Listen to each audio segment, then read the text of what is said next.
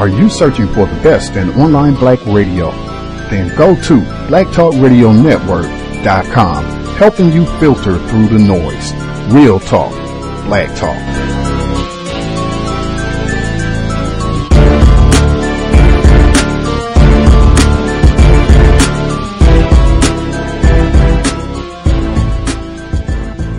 The internet is full of half-truths and all-out lies. We've all seen them, and many people on social media complaining about it. Here's your chance to show and prove. WorldAfropedia.com is a black-owned and operated encyclopedia. There are several thousand articles, but we need help. We can't uncover all the truth ourselves. So please, join us and become a writer, editor, or blogger for WorldAfropedia.com today. Every little bit counts. We owe it to the future generations to put the truth out there. Visit WorldAfropedia.com, the African-centered encyclopedia, a global database of African knowledge for the purpose of bringing about global African wisdom and understanding. WorldAfropedia.com.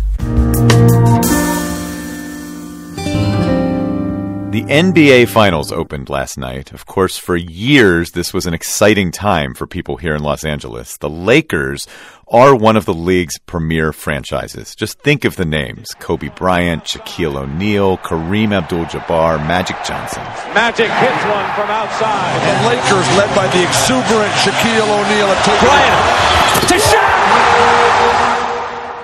But before any of them, there was Elgin Baylor. He was drafted in 1958 by the team. Before they were even the LA Lakers, they were still the Minneapolis Lakers, named for the lakes of Minnesota. He was the centerpiece of the team when they moved to California. Angelinos loved his freewheeling acrobatic style. Now, Baylor, of course, can move inside on you, can shoot from outside. Here he's penetrating off balance, lets it go, and it's good. Elgin Baylor took the Lakers to the finals 7 times, though he just could never get past those pesky Boston Celtics.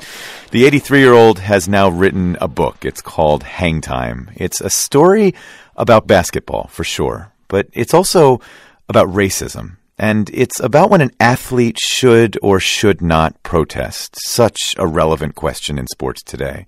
I sat with Baylor the other day in his living room in his Beverly Hills home, and he remembered first falling in love with basketball. He was a kid in segregated Washington, D.C., and to find an actual basketball hoop, he would sometimes have to sneak onto white-only courts at night.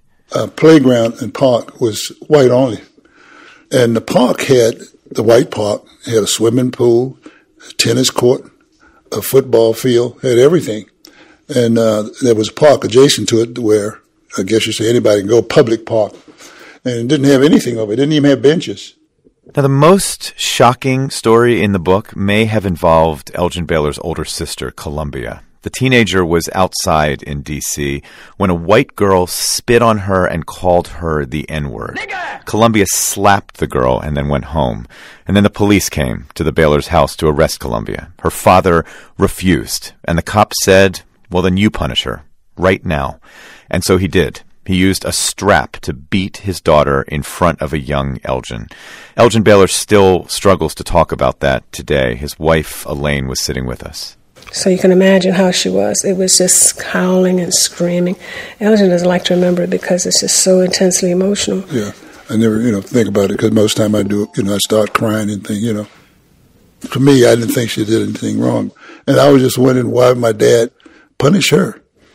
As angry as you were at your father to see him hurt your sister like that, do you ever wonder if it came from him wanting to protect her and not let her go off with the police? I really don't know. I just know that for years, just always disliked my dad. Hated my dad for that, Well, not long after your pro career started, you said there was a game in Charleston, West Virginia, and on that night, you thought back to that experience watching the police treat your dad like that, because you and several teammates were told you couldn't stay in a hotel in Charleston because of the color of your skin. Right. And you made a decision to sit out the game. Mm-hmm. How hard was it to decide that you were going to sit out the game and protest? It wasn't hard at all. It wasn't hard at all. And not being big-headed or anything like that. first thing I said, I was really hurt by that. And I was thought about it. And I said, it's like, hey, I'm not going to go out there. We're not like some animals, the circus or something, and then go out there and put the show on for them. So I said, I'm just not going to play. Then I thought about it. I'm the captain of the team. What are they going to do to me? What are they going to do? A lot of people in the community were furious at you for not playing that night. Oh, absolutely. And then the next day, the media, at the hotel, they're down in the lobby waiting for you to come down so they can, it had to be quite a thing, yeah. From the newspaper at that time, they said the big colored boy was more interested in eating than playing the game. Now, can you believe that? Yeah. Elgin Baylor went on to play 14 years for the Lakers. He then spent some time as a coach and also as a broadcaster. He finished his career confronting racism again. He was working as general manager for the Los Angeles Clippers and its owner Donald Sterling. Sterling became infamous in 2014 when audio tapes revealing his racism went public. Don't come to my games. Don't bring black people and don't come. Do you know that you have a whole team that's black that plays for you? Do I know? I support them and give them food and clothes and cars and houses. Who gives it to them? Does someone else give it to them? So Donald Sterling was banned from the NBA for making those comments. But before all of that, Elgin Baylor worked alongside Sterling for 22 years through 2008. Even though he knew his boss was a racist, he stuck it out. Do you have any regrets? Well, now, if you think about it, yeah, a lot of regrets working with Donald. But think about it, you're married, you have family and things like that, so you have to have a job.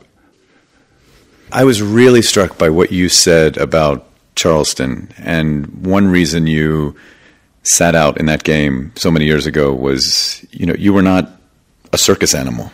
Mm-hmm. And Donald Sterling has sort of been seen as that.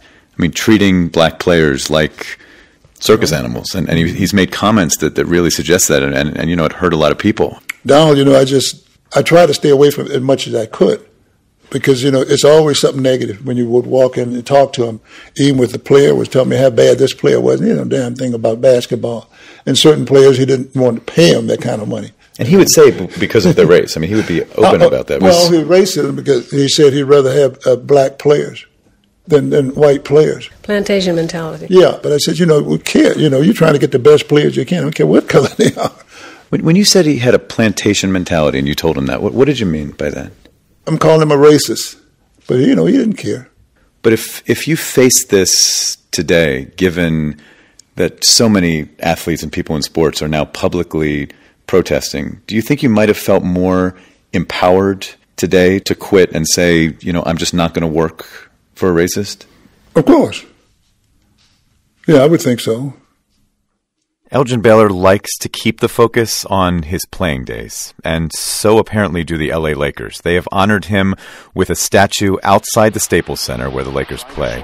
He's right alongside Shaq and Magic and Kareem Abdul-Jabbar. The statue was unveiled in April. Here's Elgin Baylor driving the baseline on the left side, getting by Russell, and then the ball comes out. Elgin Baylor's new book is called Hang Time. Walls, floors, even the hood of a car, slathered in slurs. This was a cowardly act by cowardly people. N-words painted over and over again, sometimes with remarks like, "Leave, we don't want you here," at the Level Up Auto Detail Shop on Elmore. It could have been worse, but this is totally unnecessary. Adding insult to injury, shop owner Damian Wyatt says the place had been ransacked when he walked in this morning.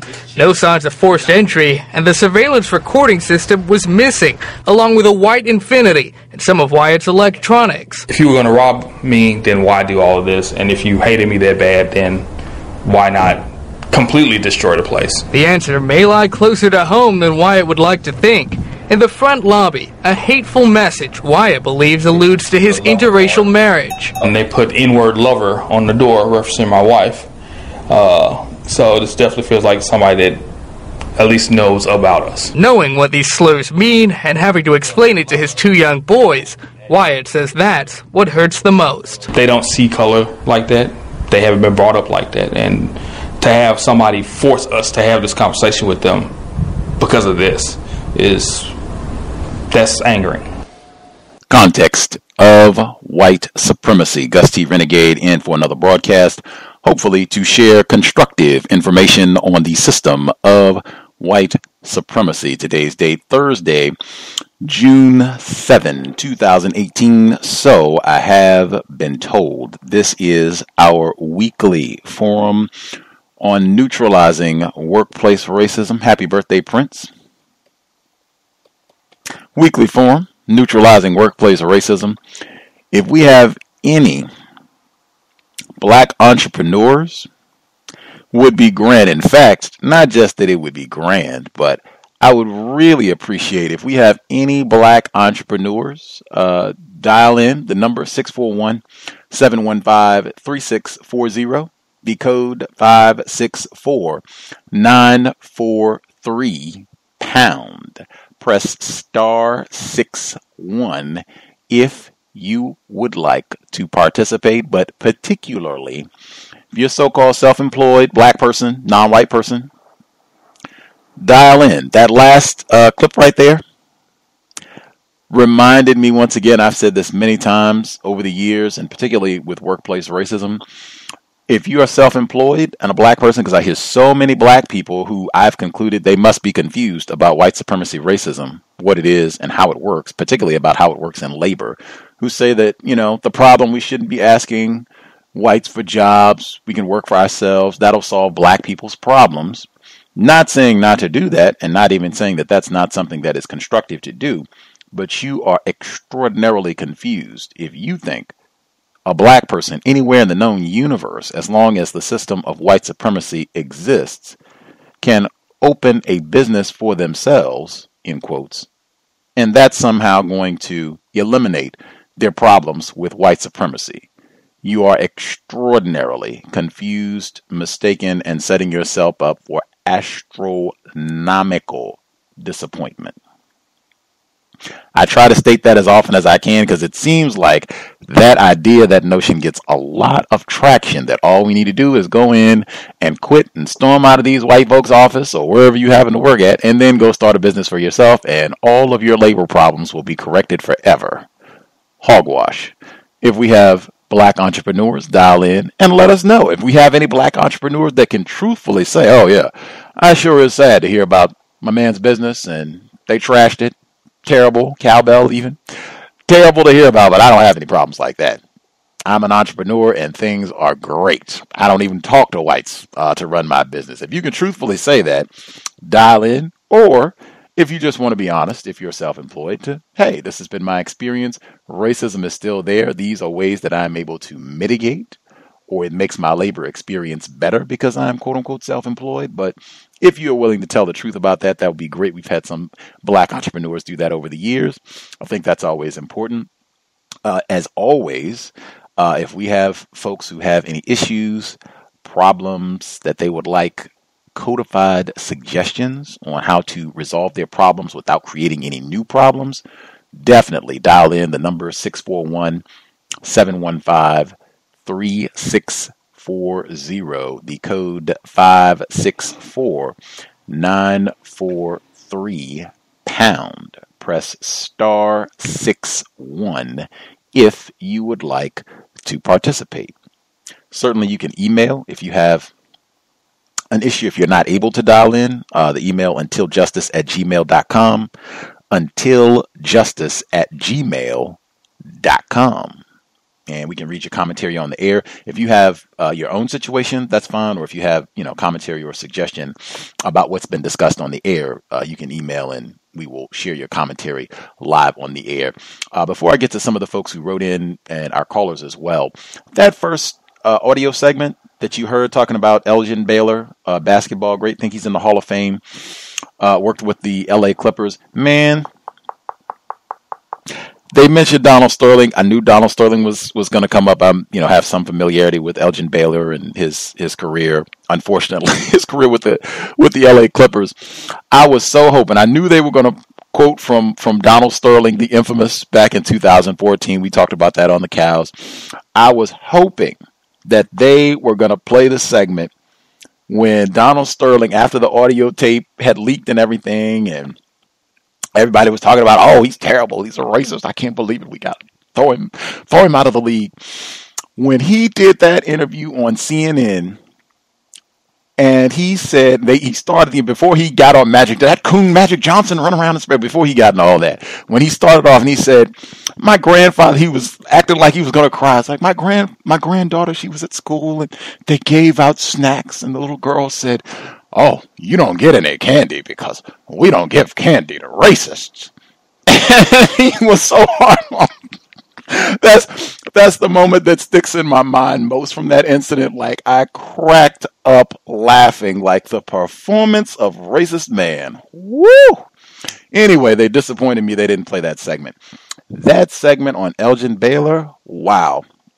So many things came to mind. I got the book immediately. That might be coming on the book club. I have a affinity for biographies. We have read many of them on the cows. We might be reading Elgin Baylor's autobiography down the road. Just all of that. The portion where he talked about what happened to his sister and a race soldier with a badge coming and forcing his attempted father to beat his young sister in front, the whole family to watch this go down. Wow. Even reminded me of the recent conversation that we had about, how our children feel about black parents in a system of white supremacy. That has nothing to do with workplace racism, so we'll have to table that for later. The other portion of it that did have to do with workplace racism, wow. Either aspect of it, folks coming at him and saying, wow, Agent Bailey, Mr. Baylor, you worked with Donald Sterling for all these years and called him a racist and everything. Why'd you continue to work there? System of racism, white supremacy. Best answer, shortest answer, in my opinion. And even if he had left, let's say, fine, Donald Sterling, you're racist. Not going to work for you. You plantation over. Okay, fine. You get another job. Are you not going to be working directly, indirectly for racist white supremacists? Even if you get another job, even if you're quote unquote self-employed.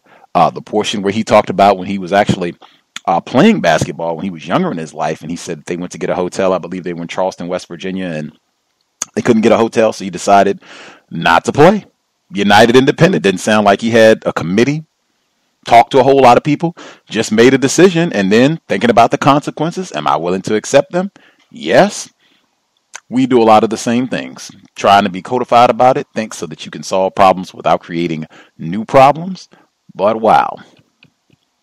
Made me think of quite a bit. That segment on Elgin Baylor. His book, again, is called Hang Time.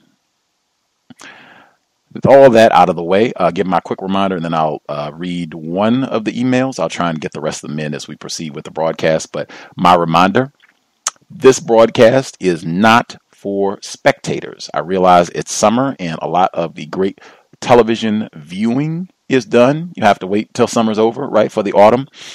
You will have to entertain yourself another way. This broadcast is not intended as entertainment.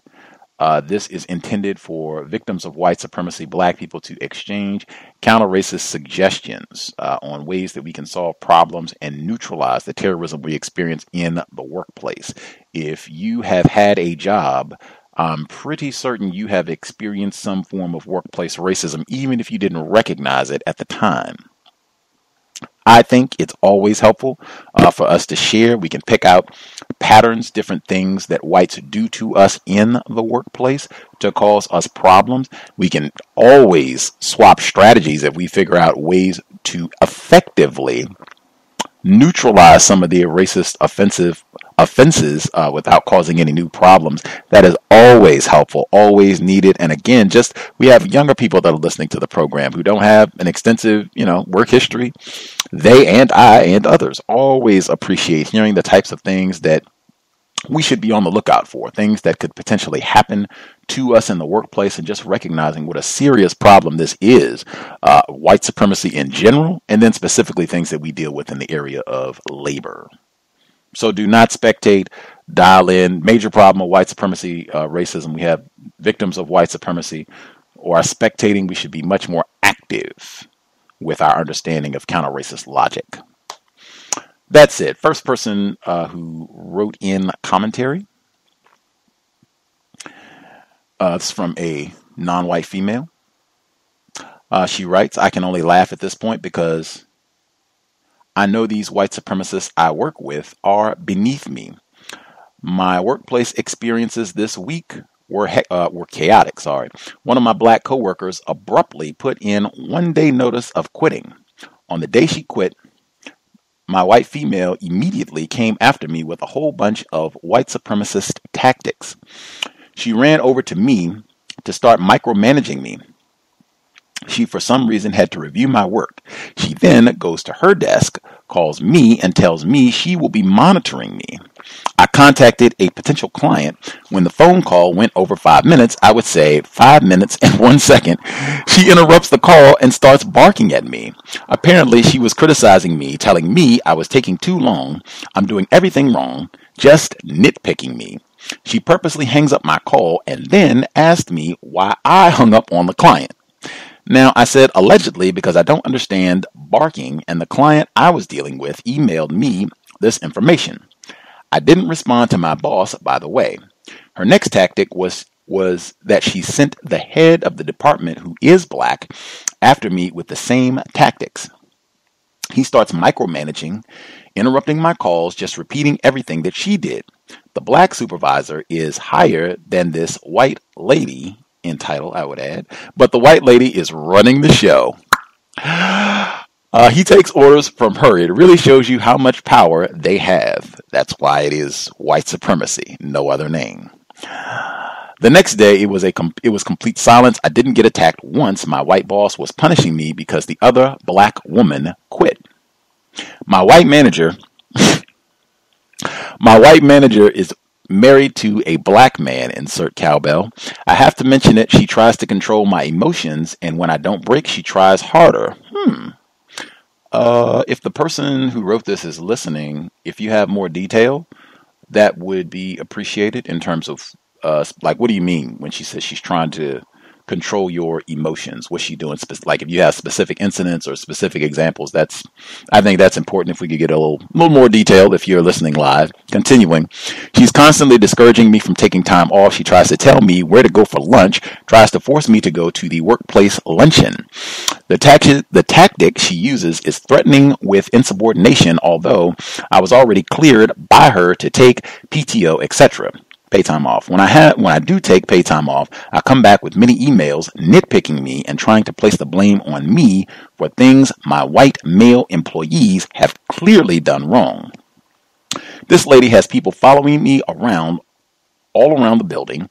During lunch, I went down a few flights to the cafe and started speaking to a black male I am friends with. She ran down and started yelling and monitoring for me and motioning for me to go back to our floor. I told her I was on lunch and walked away. I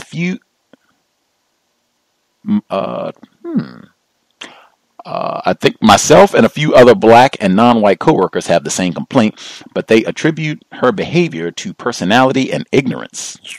In my head, I say it's because she's a nasty racist. These are the same coworkers who told me she caused another black male employee to go postal. He broke the computers and started acting on his anger. He was actually arrested, yet my black and non-white coworkers think she's just ignorant. End of report. Again, if the person who submitted this, if you are listening live, ma'am, and if you have the time and ability, if you could give us maybe a little more detail on what do you mean when you say she's trying to control your emotions? It sounds like that's exactly what she did with this black male that you mentioned at the end. If it got to the point where he got so angry that he was breaking computers and had to be arrested. That's why I say consistently, whatever opinion that you have about the cows, Gus, or whatever you hear on workplace racism, you might listen and say, this is some nonsense. Like, I'm not going to implement any of these suggestions at all. Might be. However, one thing that I say that I do not think is nonsense, and really this is the most important aspect of workplace racism, we have got to control our emotions. It doesn't mean that you ignore emotions. It doesn't mean that you never get upset. It doesn't mean that you're not supposed to be angry about what's being done to us. But it does mean I am not going to let my emotions override me using logic. When Mr. Fuller says consistently solving problems without creating new problems, just getting angry and responding on that anger generally is not going to solve problems without creating new problems, especially in the workplace. Racists, they know how to handle. It's not just that they know how to handle, they know how to destroy black people who get angry and are not using logic. They're just going with their emotion. They know how to destroy them and to have fun doing it.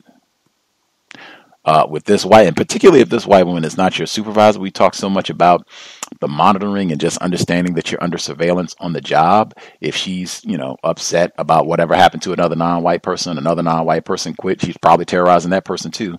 And she's taking it out on you or sending people to follow you, or even, getting this black person who's supposed to be a manager to follow you. Understanding that, I think we talked about that a lot this spring in terms of being on the job, understanding that you are under surveillance, not being surprised about that, stunned about that. Depending on, what's happening, you can take different routes. But just understanding that is what white supremacy is. Everybody in the company might be watching you and having surveillance cameras on you the whole time. In fact, you should be thinking that way. That's what we've talked about consistently, so that you're not surprised, because this sort of thing is so routine, predictable in the system.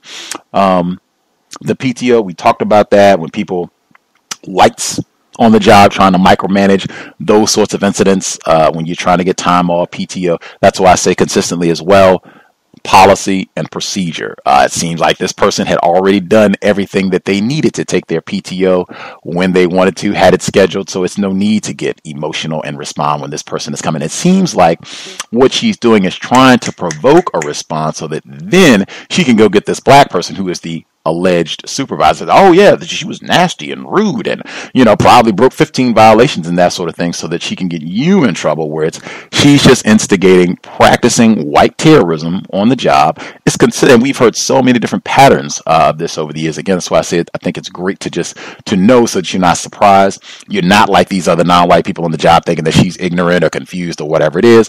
I know exactly what this is. This is a race soldier, and I got my code about how I'm going to neutralize her efforts. I have other emails to read, but we'll share those as we proceed. The number again, 641-715-3640. The code 564-943#. Press star 61 if you would like to participate.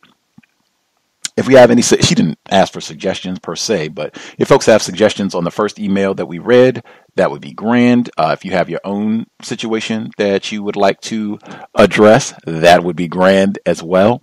We'll get to the first few folks who dialed in with a hand up. If you dialed in, you have a hand up, line should be open. Proceed.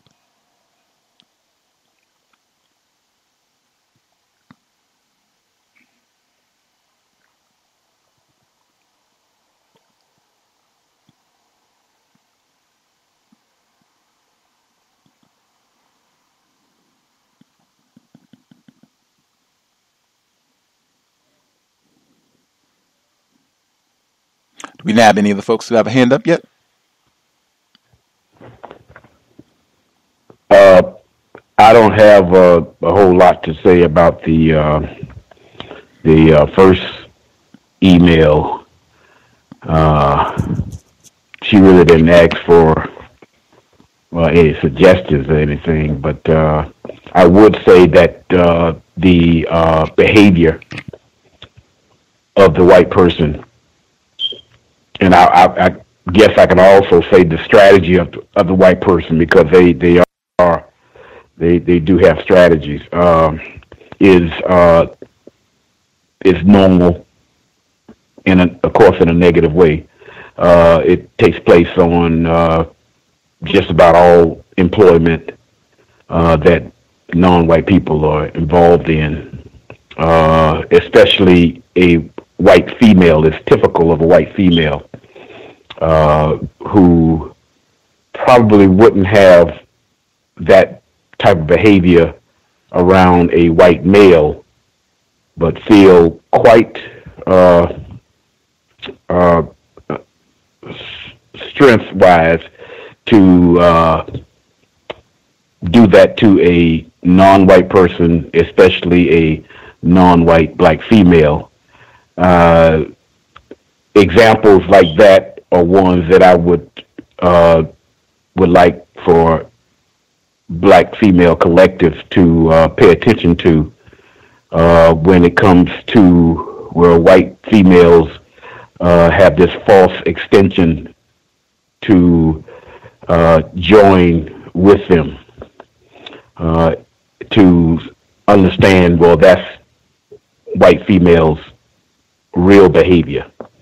That's just like their male parts, as far as that's concerned. And that's all I'd say on that particular email. Thank you.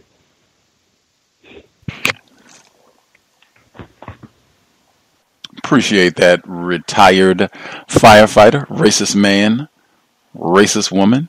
Certainly keep that in mind on the job. And I did have. See there? Go ahead, Mr. Retired Firefighter. I did have the Elgin Baylor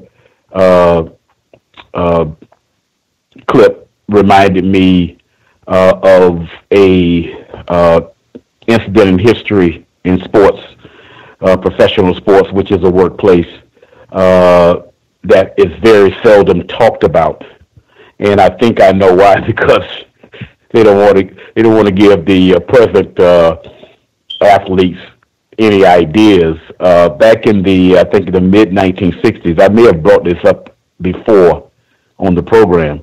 The mid 1960s, when the NFL was actually split between two leagues, the NFL, and there was a league that was separate that was called the American Football League, AFL. They had their own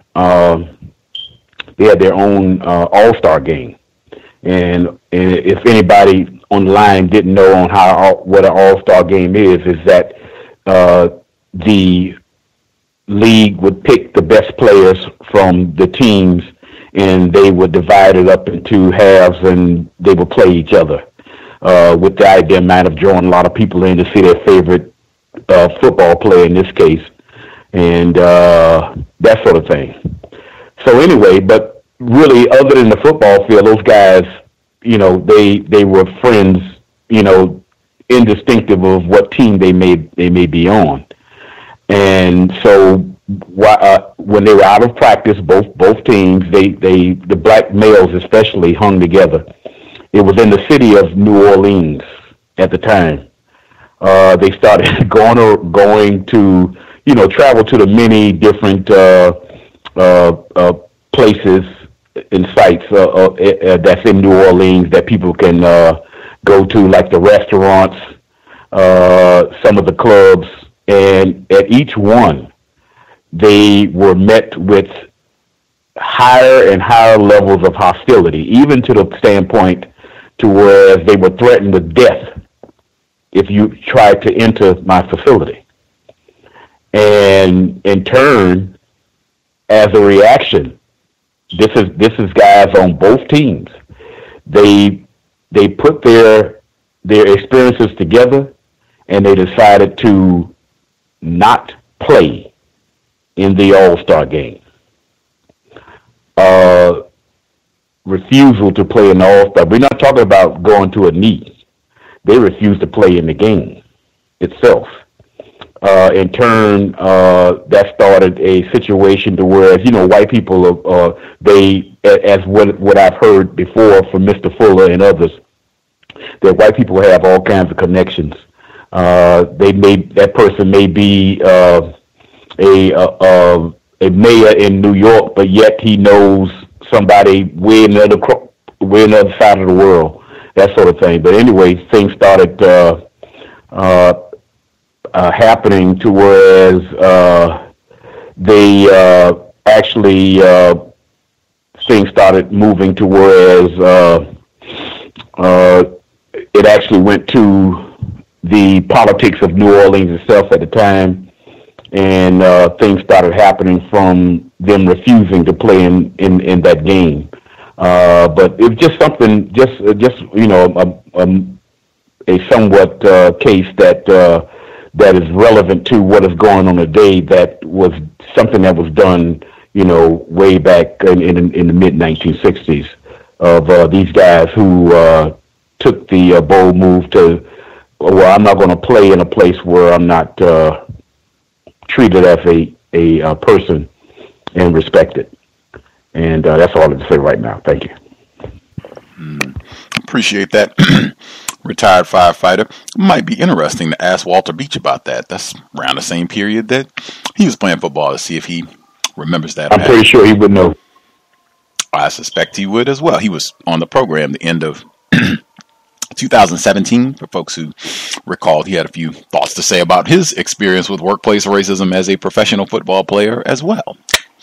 And even before I proceed, the time that retired firefighter was talking about, that era, 1960s, when Walter Beach was playing, when Elgin Baylor was playing for the Lakers, they were not making the types of salaries that you're seeing now, where you've got, you know, players, professional athletes making $250 million on there. They were not making anything close to that, nor was there any thought that you could make that type of money, even close to that type of money at that period of time. So, I guess it depends on how you look at it, but I mean, for someone like Elgin Baylor, this is not someone who was making $300 million a season while he was with the Lakers. So, just in my view, that's something that should be factored in when we're talking about, you know, what his decisions either to stay working with the Clippers with Donald Sterling, or whether he sat out a game in the 1960s because they did not allow Negroes to stay in the hotel room. Other folks that we have not heard from, if you have commentary on what's been discussed so far, if you have your own situation, feel free. Can I be heard? Yes, ma'am. Hi, this is Dracer Maynard, and I'm calling just to report just to update on my workplace racism. So the incident with the guy that was stalking me outside of the building.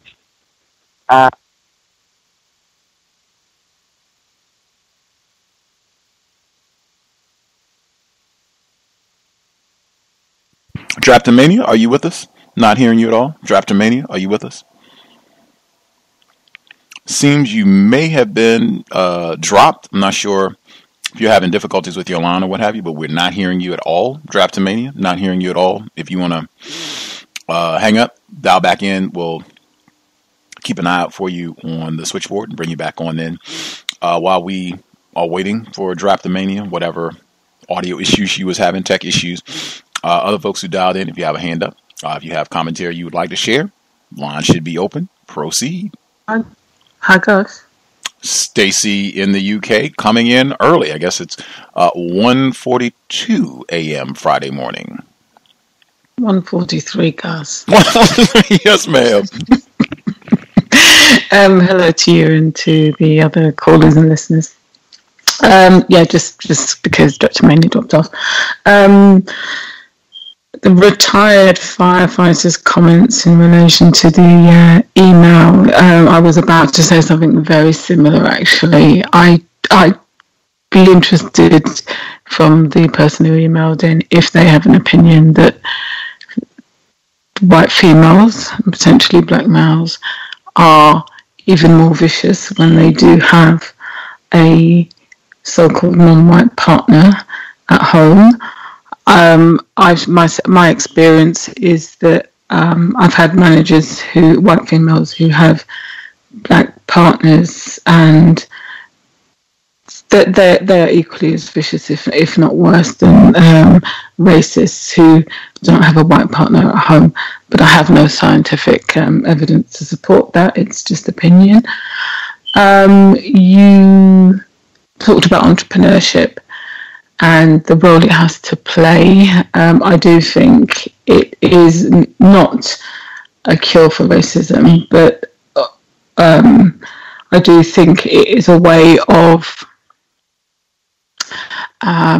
minimizing the impact, certainly in my view, at the moment is that regardless of whether anybody's working, I think we should all try and do something entrepreneurial outside of our paid employment, just as a backstop, because I don't know that it's the wisest thing to be totally reliant on one source of income these days. And I would minimize, keep it very quiet, that you have anything happening, certainly in terms of your own business. Just keep that to yourself. Don't share that with other people that you work with in any paid employment that you might have. And on that point, I recommend a book, Rich Dad, Poor Dad, as potential book for the book club in the future. I won't go into it now, but whether it's that you're thinking of being an entrepreneur or just a better understanding of finances, I think it would just be a good one for the book club. And if it doesn't get read, then recommend people reading it nonetheless on their own time. And last week or the week before, I think there was somebody who called in about recommending 48 Laws of Power to a colleague, and they shared that with other people in the workplace, and they were taken aback by that. My daughter has a mentor, and it is a white male. He is a partner in one of the big financial institutions, and very early on when he started mentoring her, he recommended she read The Art of War by Sun Tzu. So these books do have a place in certainly how the workplace is run, and I mean that book wasn't written for the workplace, but it's certainly used as business strategy. So I thought I'd share that anyway. And just on the mentoring side of things, she has several, I guess this is my recommendation as a parent to other non-white parents. She has several mentors, both white, non-white, male and female. And I guess if I could go back to my younger days, I would employ some of the strategies that she has. Certainly, I've always encouraged her and supported her, and I guess she's taken any knowledge that I've given her and maximised it. So she doesn't have one mentor. She will have several mentors, and they all provide something different for her. And I guess she's very, very good at networking, because she seems to have very senior people who will support her. I do think it's easier as a young person, if you're non-white in particular, to get a mentor and mentors who have, I guess, a lot to offer in terms of their understanding of the workplace and how to manoeuvre. But yeah, I mean, now, to be honest with you, I'm pretty certain he gets something out of, or all of her mentors get something out of mentoring her. Whether it's just that it's good on their CV to be mentoring a non-white young person, and perhaps more. And I don't say that in terms of anything inappropriate, but I do think he's benefited from her. This one mentor in particular benefited from her because of her interest in tech, and he then managed to get a new position in something related to tech in the organisation that he works for. And I'm sure it's off the back of just prying her for knowledge, but nonetheless, she gets a lot out of that relationship. I've got other updates, Gus, but I'll mute my line because I've realised I'm speaking for a while. But yeah, I've just as I guess that last commentary was for parents who have young people. As I said, I think it's easier to get mentors if you're a young person, and maybe it's just to have a strategy for how you go about acquiring mentors and what role they play. And I certainly wasn't that savvy when I was younger. I'm not that savvy now. But yeah, I'll mute my line there, Gus. Appreciate that. Appreciate that, Stacy in the UK. The book again, Rich Dad, Poor Dad, What the Rich Teach Their Kids About Money That the Poor and Middle Class Do Not. Robert T. Kiyosaki, Kiyossaki.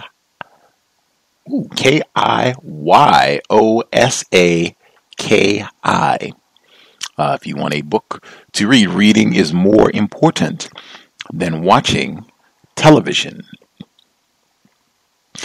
Since this is workplace racism and it is on topic, does anybody else have commentary? This is what I say about patterns, right? Has anyone else? We had Stacy, who is all the way other side of the planet, to say that she's seen the same pattern that the female caller who wrote in about the race soldier, white woman who's married to a black male. And she said she felt she was especially hostile and terroristic in the workplace because she has this black male partner that I don't know if she's advertising her interracial status or what have you, but any other folks, have they seen that pattern in the workplace? Just toss that question out to see what folks think. I believe Draptomania is back with us. Did you want to try again? I think we have you back with us. Do you want to give it one more chance? Yes, I do apologize for that. I've been having some issues with my computer. I suspect that the white people have been trying to hack into my computer. I had some issues with this morning when I came home from work. My computer was down, and there was a chance that somebody was trying to hack into the Wi-Fi. I have not been able to contact you guys through via the Vote line at all. Anytime I call lately, I am not able to be heard. So thank God I have this alternative phone that I'm able to call in on. I was calling to give you guys an update in regards to my workplace incident. The non-white female that I was having an issue with, we worked I took the suggestions, I didn't, hold any type of animosity or hostility towards her. And last night, on Wednesday nights, we usually have 2 supervisors in, and it's another non-black female.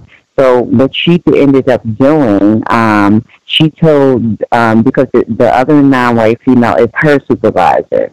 So she told her about the incident with the guy, that was sitting out in front of the building. That supervisor then took that information because, she took it seriously. She then took that information. She forwarded it over to management, all the other managers. When she forwarded this information over, she was able to get a response. With the other manager, she wasn't able to get any response due to this incident. So, and I also took the pictures that I took of the guy, and I texted them over to her because she asked me to. And she then took those pictures, and she forwarded it over to the managers. And what happened was, she said, well, just like I was saying, well, if there's an issue, they can always run the plates or whatever to make sure if this guy works here or what have you, they can just easily investigate and find out what this is. So what I was told is that these guys, what they've been allowing is the people at this one company, I guess, that is up the street from us, they're not allowed to smoke on their premises. So what they do is they ride down and they smoke. We allow them to smoke, I guess, on the edge of our premise or whatever. So I was able to find out, get some resolution as to who this guy was. You know what I mean? Because for the last 2 weeks or so, I wasn't able to know who this person was that was sitting out there. And like you guys were telling me, when it comes down to your safety, you should always just cover your tracks no matter what. So at least we got that straight. But the good thing about me bringing all of this up is that I was able to address the issue that, when I get off the bus at night, there is no one. It's really like a wooded area. We're isolated, and we're close to a highway. So if something was to happen, somebody could easily do whatever they were going to do, and then you can be off into another state or what have you. So they said that what they would do, the resolution is that they would probably try to have a manager come down to meet me at night to at least walk me into the building. And I also used your the suggestion of what the how if you make it seem like it's a company issue, how it's not just unsafe for me, but it's unsafe for the other employers in the company, because there's other employees that get off of work at 10 o'clock at night, and it's dark out and it's not lit in that area. So I suggested maybe they can get more cameras and maybe get more lighting out in that area, because anything can happen. So I'm just happy that I was able to get answers today. I'm glad that I didn't, hold any type of animosity, because it seems as if from based on what I've been hearing, she's been kind of going through, even though she's management, she's been being treated,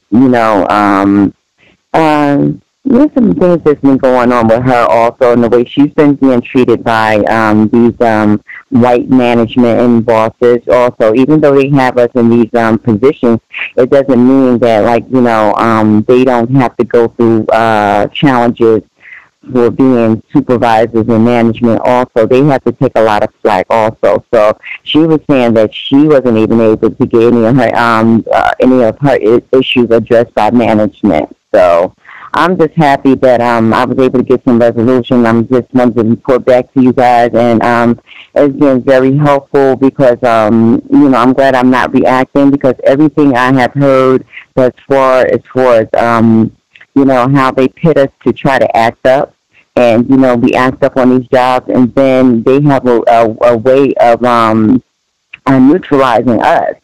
So it's I think this is a healthy forum for me to be able to come to, and I have like-minded individuals, victims like myself, that we can put some resolution to how we can deal with these situations in a constructive manner. And that was the main thing that kept going through my mind, Gus. It's like, how can I kept repeating this. It was like you and Mr. Fuller was in my head, and Dr. Francis Chris Wilson. Well, how can I deal with this situation in a constructive manner? In a constructive manner, and that's what kept running through my mind. And I'll mute my line. Thank you, guys. All right, on. I'm glad to hear it moved in a constructive direction since, I guess, the last time that we spoke with you. That, I guess I'm going to say that's Dr. Welsing moment. If this white stalker individual was out smoking cigarettes, I don't know if you saw him smoking or if he's smoking in any of your the photographs that you took. That would not necessarily. Oh, okay. That wouldn't necessarily appease me if it's just this is some random white individual, racist from down the road, who is coming to our facility to light up a cigarette or what have you. Like, okay, one, it seems like you could do that in your car. Like, I don't know why you have to drive down the road to smoke. I hate smokers. I've always hated smokers. I think one of the first jobs that I had, all of the smokers were basically suspected racists, and they would just sit outside and gossip about black people. They were just terrorists. So that's the association that I have with smokers on the job, is directly to racists. I know there are a lot of black people that smoke on the job too, but that's not the people that I've been around in my life. I don't know why you couldn't just get in the car and do that. I don't know why you have to drive like a block or a mile, however far down the road, to go to a whole different facility. Because they said they say they don't allow them to do the smoke on the premises at all. So they ride down the street to smoke down the street. That was the explanation that was given to me. Yeah. Wow. Tobacco, nicotine. Some idiot does say sobriety would be best, and I include cigarettes in that. But anyway, that would not make me feel any better at all. It's just some nicotine addict that's down here stalking us. Like, we're still at square one in terms of how we're going to deal with the problem. But if they're going to get the cameras and have somebody to come to escort you down, phenomenal. I definitely agree. I think Mr. Fuller makes that suggestion all the time about, even with the safety thing, that's a little different, because I definitely would not have a problem and would encourage people, in fact, to say, hey, this is a safety issue. If you do not feel safe, that's it. And in most job situations, if it's a safety issue and you're not safe, that's that should be enough to get things moving to deal with the problem. But it's not a company situation. This is unsafe for all of us. I'm not the only person that works late and has to go to their car either late at night or very early in the morning when it might not be totally light yet. And we want to make sure that everyone who comes here to work feels safe as they are coming to work,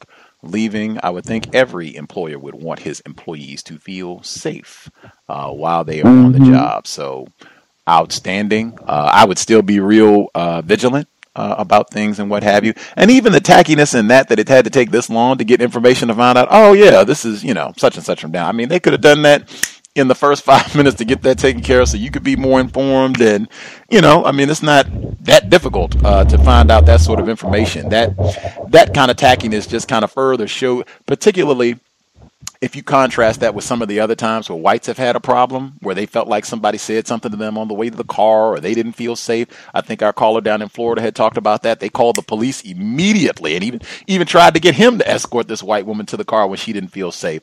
I just don't see that sort of urgency when it's a black man. We've had a number of black people, males and females, on this call who've reported safety issues, and it's the same sort of lackadaisical, are you sure? Well, all right. Well, do not slouch on your safety at all. If you have to go and agitate everyone, do so. Take safety very, very, very seriously on the job or anywhere in the system of white supremacy. I'm glad that you took it up, and it seems like, things are moving in the correct direction. Just stay alert. Keep that phone handy. Keep your, if you got a tactical pen or any other weaponry, keep it handy and stay on alert. That'd be my suggestion. Thank you, Gus. Yes, ma'am. Context of White Supremacy. Number again, 641-715-3640. The code 564-943#. Press star 61 if you would like to participate. Other folks we have not heard from at all. If you have commentary, line should be open. Proceed.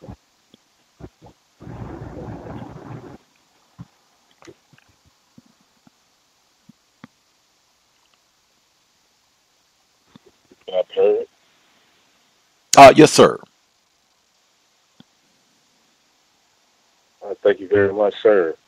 Greetings to Gus, the host, the listeners, and callers. I've been meaning to share a couple of behaviors or gestures. I guess I can start out with. There was one time where, my first one, there was one time when I was walking to do my courier, like pickup for envelopes. I do my usual codified, I guess good morning to the coworkers, black people, white people, non-white, or whatever. And it was a particular white coworker, like she did like a wave, but it looked like a Nazi salute. Okay, like how she held up her hand. That's not a particular normal wave. So if you can envision what they call a Nazi salute. So I think Richard Spencer and his cronies were, I guess, accused of doing around the Trump campaign. But he was calling it a Roman salute or something like that. But it's where you stick your hand up in the air, and it's like a firm point where you're sticking your hand up. So she did that as like a wave. My second one is there was the meeting that happened last Friday, and I did not get featured in the circuit rider. I don't know, what happened or whatever, but I think more details are going to come out about it. But I think another act of racism was practiced by the white woman that's been presiding over the meetings. The reason I say that was I just met my 7 years, and most of those years I know I've been calling on the line, maybe about 4 or 5 of them. So it was my 7th year milestone where they will mention these things in the meeting. And so, see, this is racist right here.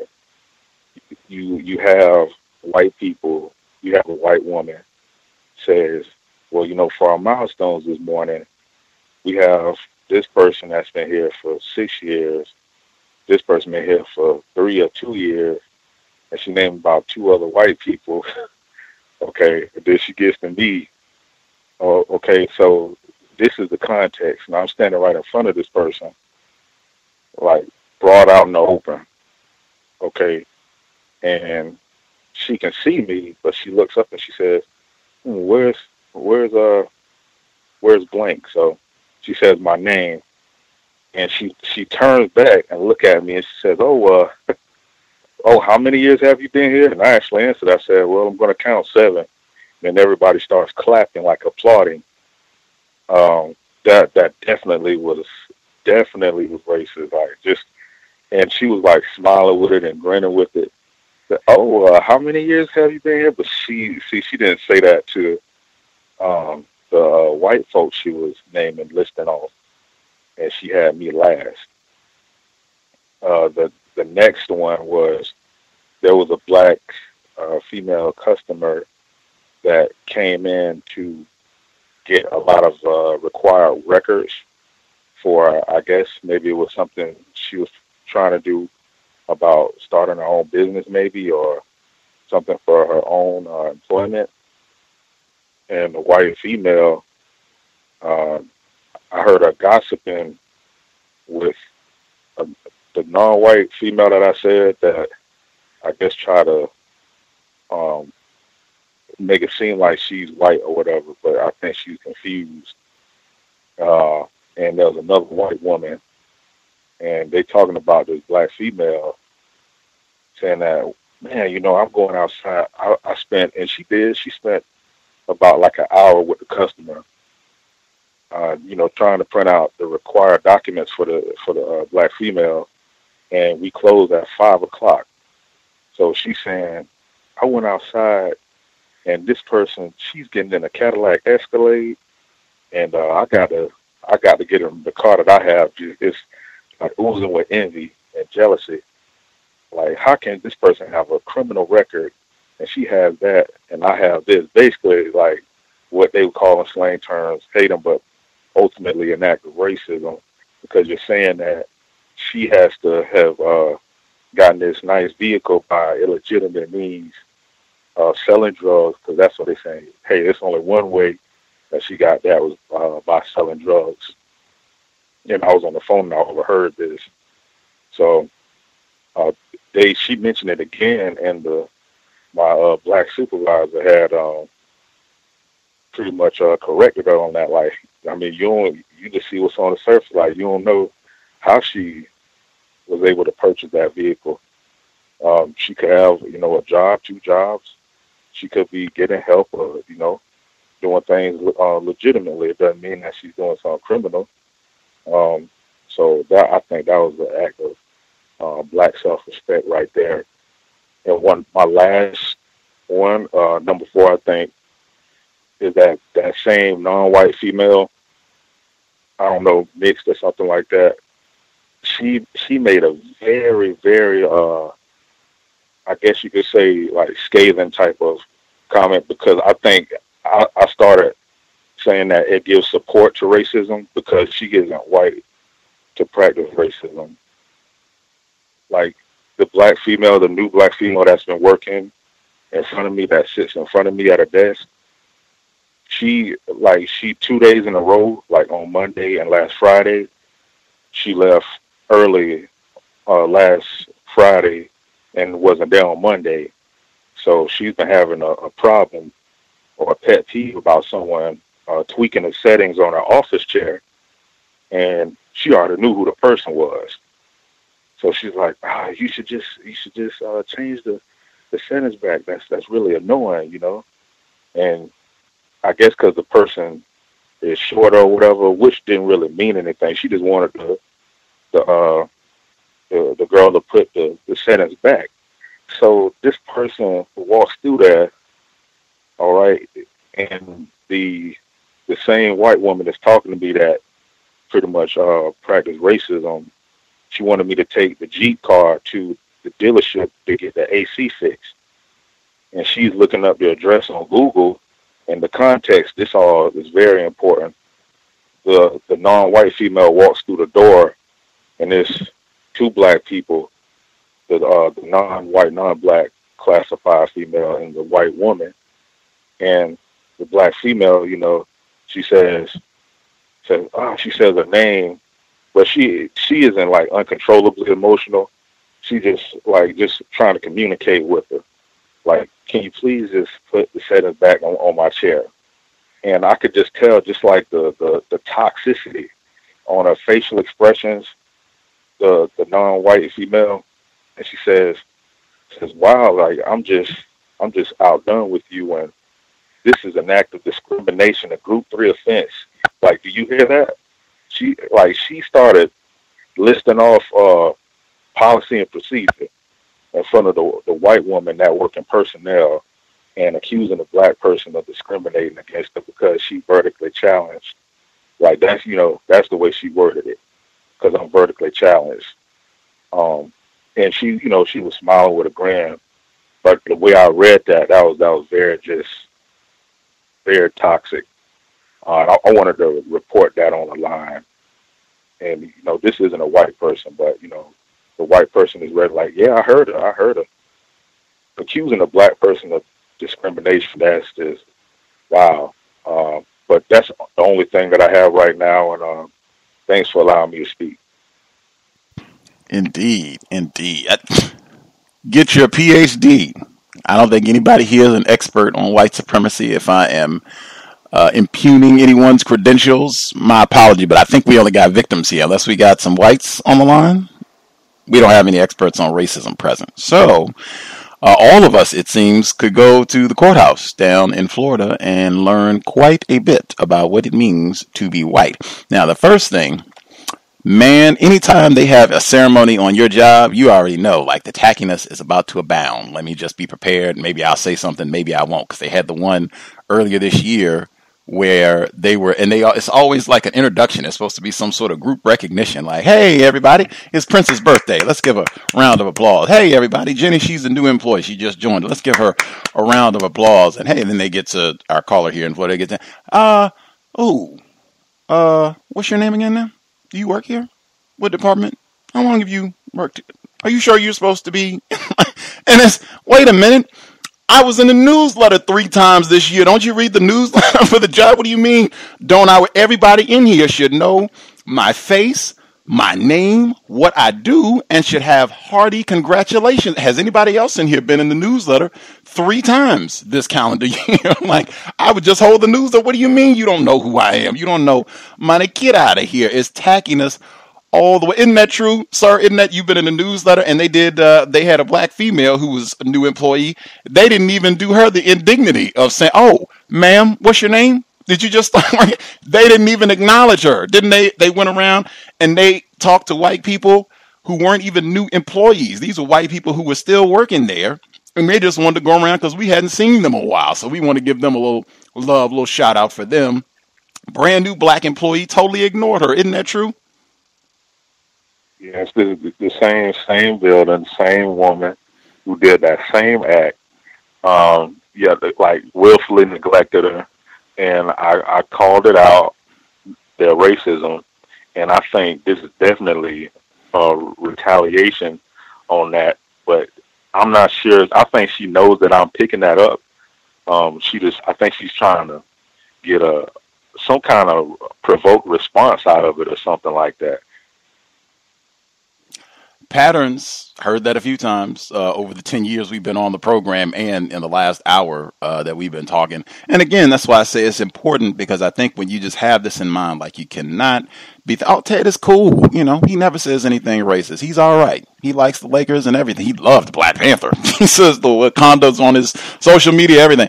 You cannot be thinking that. I don't care, what they're doing on the job. They could be the coolest white woman, the coolest white man, and, they whatever you think, a white person can do to evidence that they are not racist. Maybe they got Dr. Welsing's book on their desk or whatever.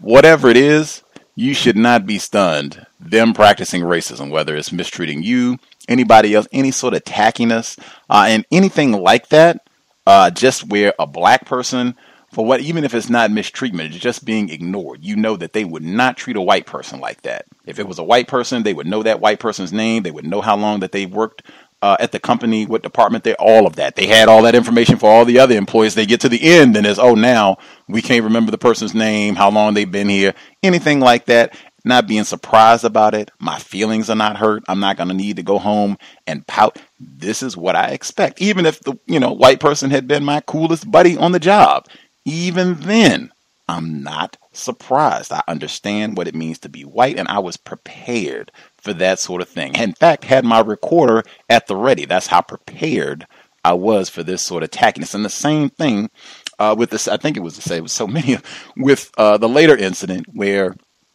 the white woman, so many white women too, I appreciate that. It's not the man.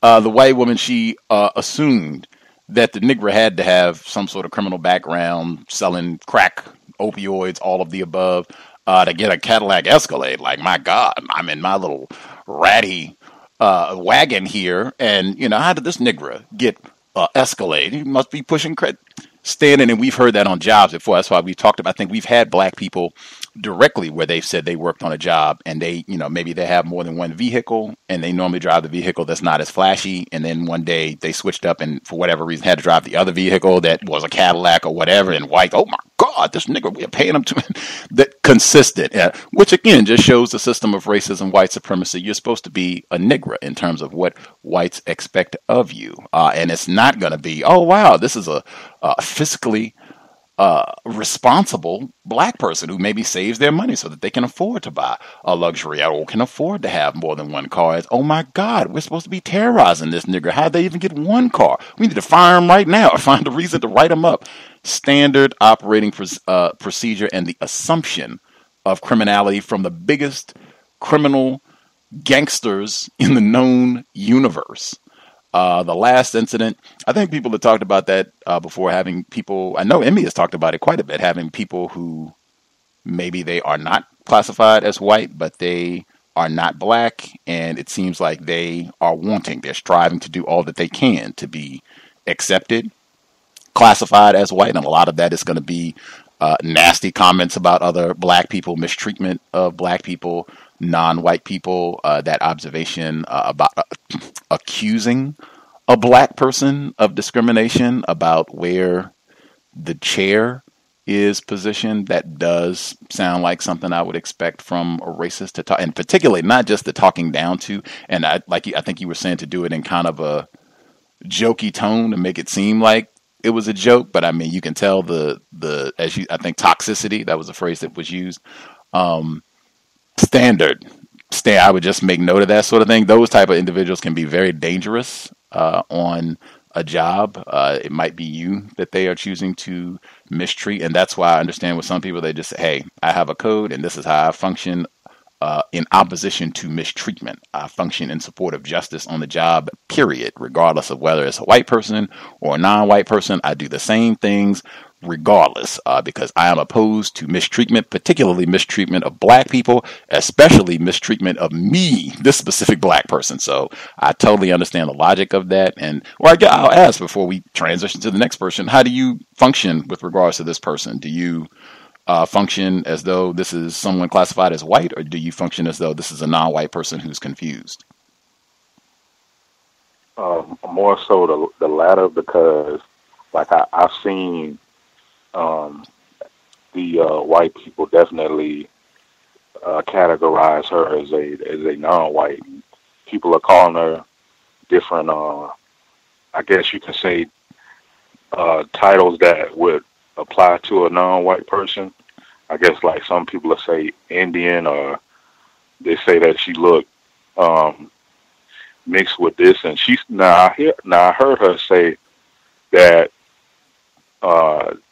she is, I guess what they call Arabic or Russian or something like that. And this is interesting, like, because I don't know if you remember this, But I said this in one of my incidents where her boyfriend wanted her to be a Mexican, and he wanted to be the border patrolman. That's that same person. And I noticed she tries to be flirtatious with me at times, but I just try to keep it business workplace like. But definitely I don't mistreat her or nothing like that. But I think she tries to do things toward me or say things to me if I don't try to give her some kind of basic attention. But I'd only just say, good morning or whatever, and I just go on about my day, because I don't know if I shared this one, but just to share it real quick, there was at my desk, she was sitting next to my desk. She was covering for another employee that was going to lunch, and there was a black female that was doing paperwork. So she says, "Hey, I want to show you something real quick." And she pulls out a cell phone, and she's showing a mugshot of a black person who was arrested for stealing something at a Walmart. So saying, "Dang, doesn't she look like this person?" And then, now I'm thinking, why would she tell this to me? And she's, because I know I come from the east side of town, and we have a super center Walmart over there. And I guess she was trying to get me to provide commentary on how do I see, this store doing on this part of town, and, trying to get me to make comments about other black people, saying, "Hey, this could do a lot better over here if we didn't have this kind of activity and this kind of crime." So that was real high level right there for her to do that. But I'm not surprised, because she has stated that, she is with a white person sexually. So I know that has an effect on her mind and her friends too.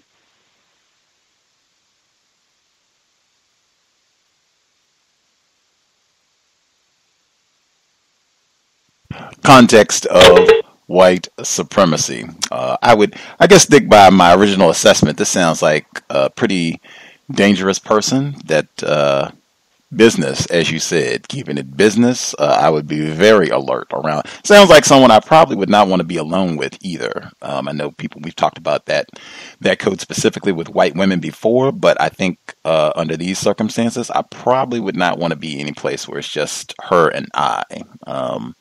Definitely a good code for the Me Too era, maybe for lots of folks, males and females, to keep that in mind. But if you identify someone like this person sounds, who's dangerous for a lot of reasons, very, very careful. And that's why you need a code, because you're already thinking anything in terms of she could say something like that. Who knows? I'm going to have to be very careful. If you have your recording device, I already have that ready. I practice so that I can access that. I'm going to be real mindful if it looks like we could be trapped where it's just us someplace. And I'm going to be very precise about what I say to this person. Being codified on the job a lot. And a lot of times saying less is the best option. Again, that's, when I say saying less or being precise, that's not saying that you are being mute around these people, and that's not saying that you have to ignore them, but I'm certainly not going to be just chatty around these folks. I'm going to be very deliberate about what I have to say. No unnecessary verbiage. Much obliged. Yes, sir.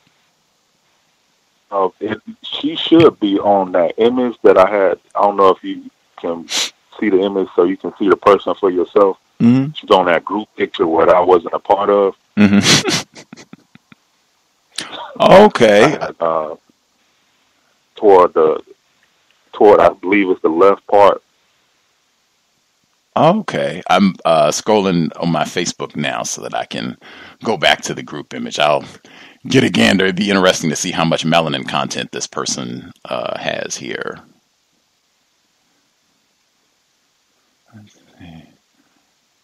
Okay, I'm scrolling back. Once I can get a visual, I'll try and share with folks my interpretation about how dark or how light I think this person is. Let's see, while I am scrolling back through, if we had, got there quicker than I thought. Wow, okay. All right, so you said she's the one on the far left, you said? I'm trying to remember what I think had on some black pants and a dark blue shirt. Okay. Black. A short girl. Okay. And does she have a tattoo? Yes. Okay. Wow. Lighter, significantly lighter than I was expecting. Like, wow. She's definitely darker than the other individuals here that I think would be classified as white, but woo, she's light enough that I might have to say she's a suspected racist. Like, you said she's a victim. You said you've heard enough that for you she's just a confused victim. Yes, and I've heard people tell her that she's like a quote unquote person of color, Indian or something. And this might be one too. This is why I've said with pics sometimes you have to see people a lot of time, and asking people, going to be a lot more of this. Again, whites benefit from this always, but hey, now seeing this person in January and seeing this person in June might be two different things. This is Florida, so I suspect you all get a little more sunshine even in the winter down there. But yeah, wow. I don't, and this is another one that can be VGQ as well. I could say, hey, she's just going to be a racist suspect for me. I'm kind of ignorant and I don't like making mistakes. Wow, she's a lot lighter than I thought, so I'll just say she's a racist suspect. He says that she's a confused victim. No problem. We might function the exact same way around this person on the job. Just in my mind thinking, woo, I'm not sure. Maybe some of these white people do think she's white. Him thinking, man, poor victim. No problem there at all. United independent, and we might even be functioning the same way around this person. And I guess just for folks seeing in my view, this person looks like, I would say President Obama, and maybe even could be lighter than President Obama, depending on, when you see him. Sometimes he looks darker as well, but I wouldn't say any darker than President Obama from, the image that I'm seeing here. No darker than President Obama. And the straightened hair too, because it's usually like in a puff, like I can't describe it, like a curl puff, but I know she's definitely been trying to straighten it. Like what you say, striving after that white aesthetic, that white external appeal to look like a white person. Yep. Straightening it all the time. Straighten it out. White is right. Black get back. And all the while wearing all black. The contradictions abound. And the tattoo even. I think Dr. Welsing might have a comment on that as well. Other folks that we've not heard from at all, if you have either comments on what you've heard thus far, if you have your own situation, if you have any black entrepreneurs, if you don't have to deal with racism at all, that would be a feat. I would, certainly be interested in hearing any commentary to that effect. Or if you, have comments on how being self-employed has minimized or mitigated the racism you experience, 641-715-3640. The code 564943 #. Press star 61 if you would like to participate. Can I be heard? Yes, ma'am. I'm sorry. I'm in my car, so I'm on Bluetooth. Can you hear me okay? Yes, ma'am. Greetings. Caller in the Bay Area. Oh, is this a caller in Wisconsin? Sorry. Yes, sir. No, that's no problem. No problem. Good evening to everybody, Gus, and callers and listeners. A quick thing about the person who wrote in. I found that in those situations, it's always beneficial to go to the white person with the most power. I don't know if they're black, if their white supervisor's black supervisor has a white person over them, but that would be the person that I would go to.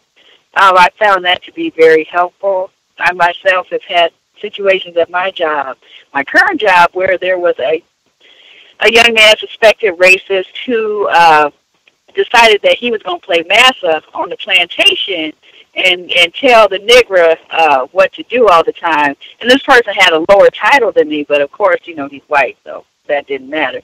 And I just turned to the most powerful white person in the room and said, what do you think about that? And that white person said, no, I think that's incorrect. And I just didn't say anything, and that was taken care of immediately. So that might be a good thing to do in that situation. I also had an update to my situation. I think last week I called in and I said that someone had contacted me on LinkedIn about a travel software company looking for, you know, developers in this area. As far as I know, the company I work for is the only travel software company in this area.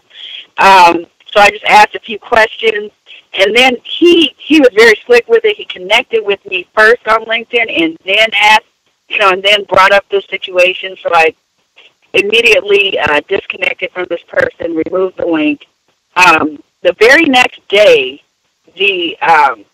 one of the network guys at my job decided to ask me to connect on LinkedIn the very next day. I have not responded to that. I'm not going to approve or decline it. I'm just going to leave it there like I never even got it, because I thought that was pretty interesting that person would do that right after I disconnected with this other person, which makes me think that this person is a spy.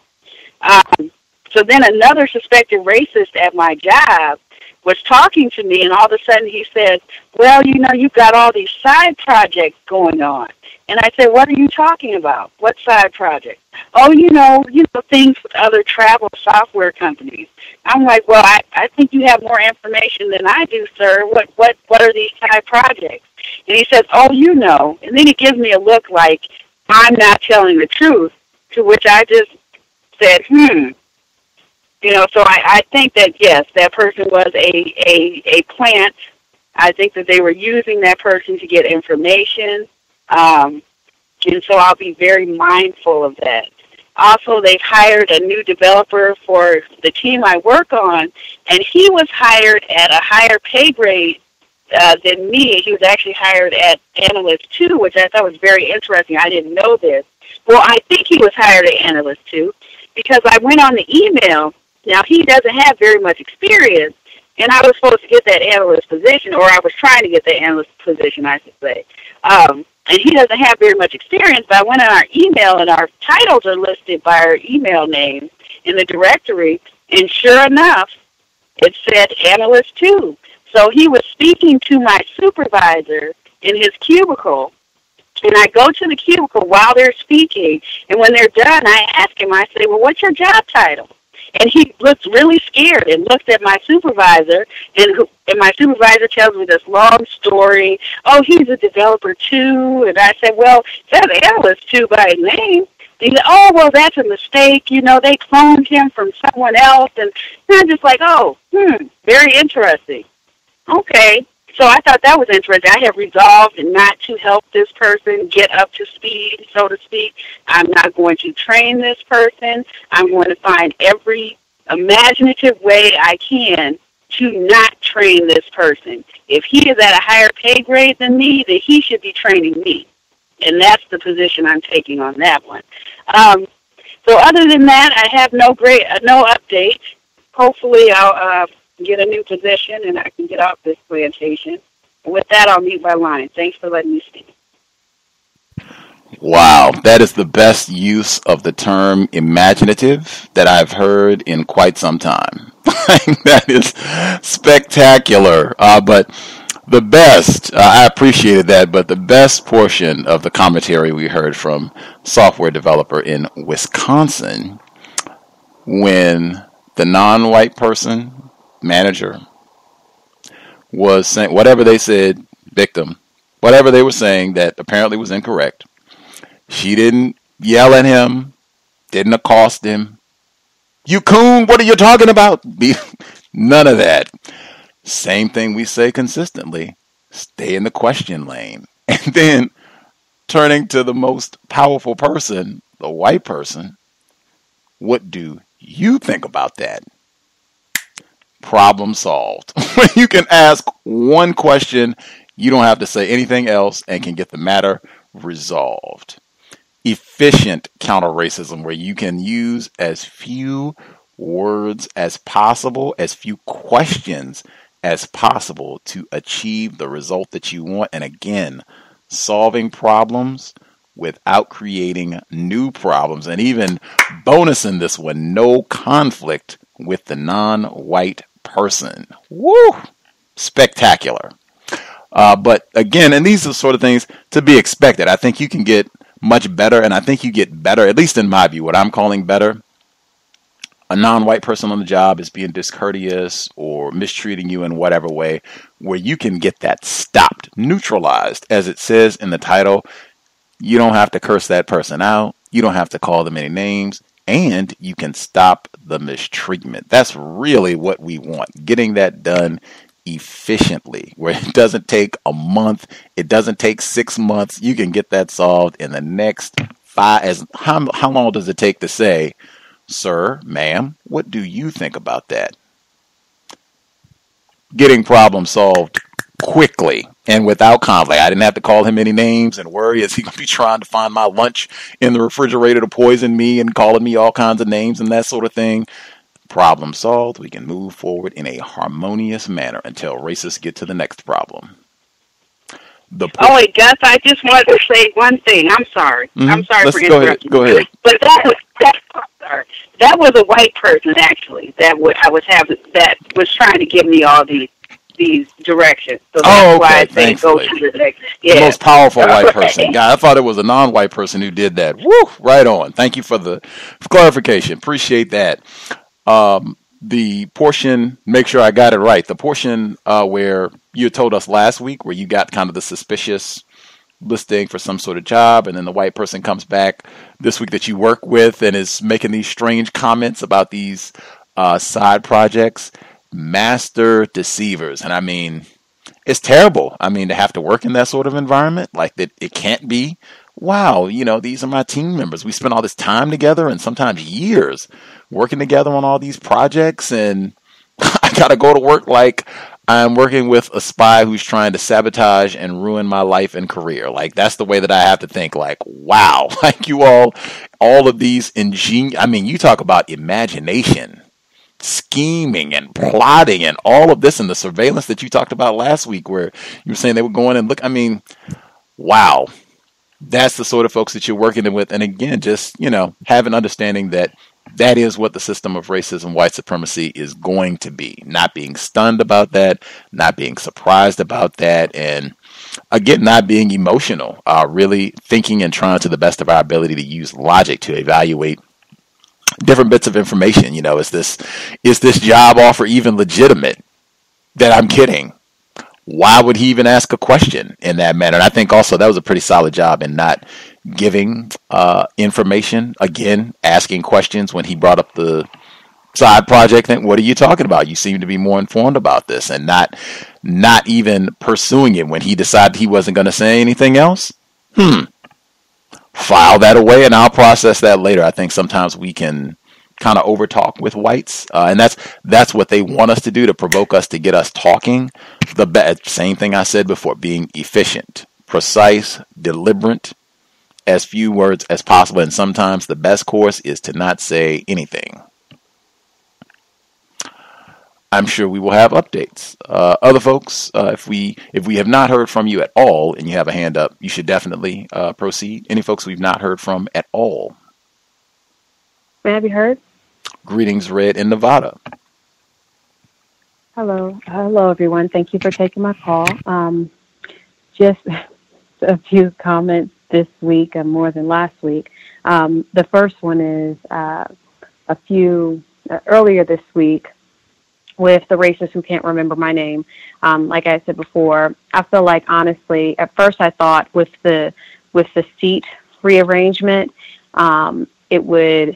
it seemed better, but now I see that it's actually worse for me, because now I'm having to try to make sure that I keep conversations short with suspected racists because they see that I have been, like I said, more talkative to Black females. And I do have a story this week. I feel like it may be a display of Black self-respect from one of the Black females that I'm now around, that I now have to sit by. But with the white woman, she is starting to, unfortunately, speak to me again, or kind of invite me into a little bit of conversation. So she didn't come in to work one day, and it would have just been me and her working in the one area. And so I was very glad that she wasn't there, because that just would have made my work day even longer. But she tells me when she does come in, she kind of stops me as I'm going past her. She was like, "Oh, I'm sorry I let you down by not coming in." And I had to stop myself from laughing in her face, but, just trying to, and I was wanting to go on my break, not have to waste my time speaking to this racist. I was like, I basically kept it short. I'm like, oh, it was fine, whatever. And she kept trying to kind of somewhat give me more information, and I basically started to just walk away. And I'm trying real hard to find a fine line between not being rude to her, because she completely disgusts me. Not just the fact of just, her racist behavior, but also the fact that she digs in her nose all throughout the day. And this is somebody who is in my line of vision. So it's disgusting. She digs in her nose and eats at her desk. It's disgusting. But just trying to find that fine line between not being so rude to her to where she can't, I don't want her to necessarily go to the more powerful whites and say, well, she's treating me differently from other people. But I still kind of feel like, I don't know if my excuse of her really not knowing my name is maybe a good enough excuse to where it's like, well, I don't really want to talk to this person anyway. So that was the unfortunate commentary with that racist. The other thing, just noticing just other Black people around me and how they speak to racists. They definitely seem a little bit more confused, at least to me. But VGQ, of course. And there's this Black lady, this Black female, who was talking about what she was wearing, and she was kind of comparing herself to the Nation of Islam, and how they're usually very well dressed, but also very covered up, and how just the banter between her and this suspected racist. It's another suspected racist, not the one who can't remember my name, but the suspected racist. She's like, "Oh yeah, I know what you're talking about, and yeah, I've seen a lot of things." It basically, like, they were just like, of course, just being racist, and not, and I wasn't necessarily trying to not focus on what the confused victim was saying, but kind of focus on what this white person was saying, just how coded her language was. Basically, they know about the NOI, and just kind of being able to disguise their somewhat disgust. But they kind of had like a laugh about it too for a little while.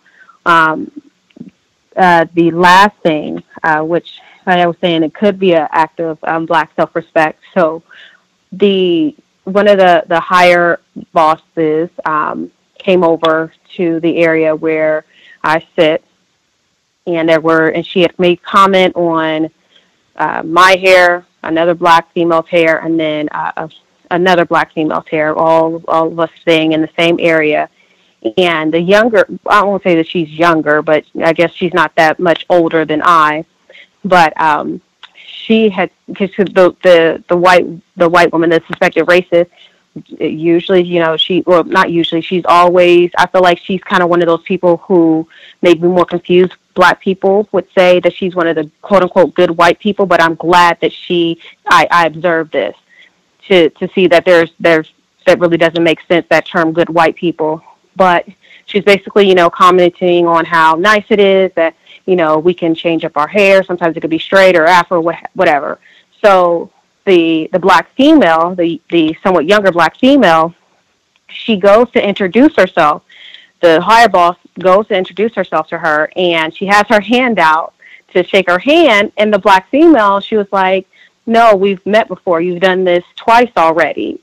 And she was like, "Oh no!" And the suspected racist, she was like, "Oh, you changed up your hair, and I'm sorry, and I I just didn't, recognize you. And that's when she tries to like turn it into this whole, oh, well, your hair is just so wonderful and this, that, and the other. But I thought it was so, I laughed after the boss walked away, and I kind of said a couple of things to the black female, but the black female just, her face was, she just looked like she just didn't have the time to, keep reintroducing herself just because she wanted to change her hair.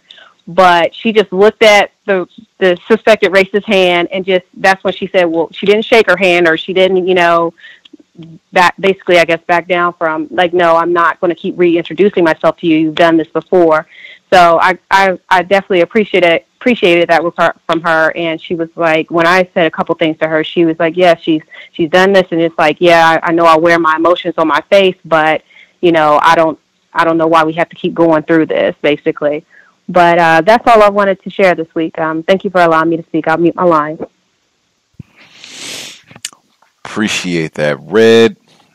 I would say that's black self-respect. I think, and just being truthful. I don't feel like pretending that, this is my first time meeting you again. I don't feel like doing that today. I mean, it's not that deep. I mean, come on. There should be, they got facial recognition software now, right? I mean, come on. I don't know if you all have badges or what have you, but I mean, really, it's not that deep. Come on, get it together. Stop practicing white supremacy racism. I think that's black self-respect. I think that goes along with the name thing, because I think a lot of times it'll be things like that. Just when they don't pronounce your name correctly. You talked about that mentioned it today. But just little things like that we'll let slide. I think we've had a lot of people call in and talk about things that they allow to slide.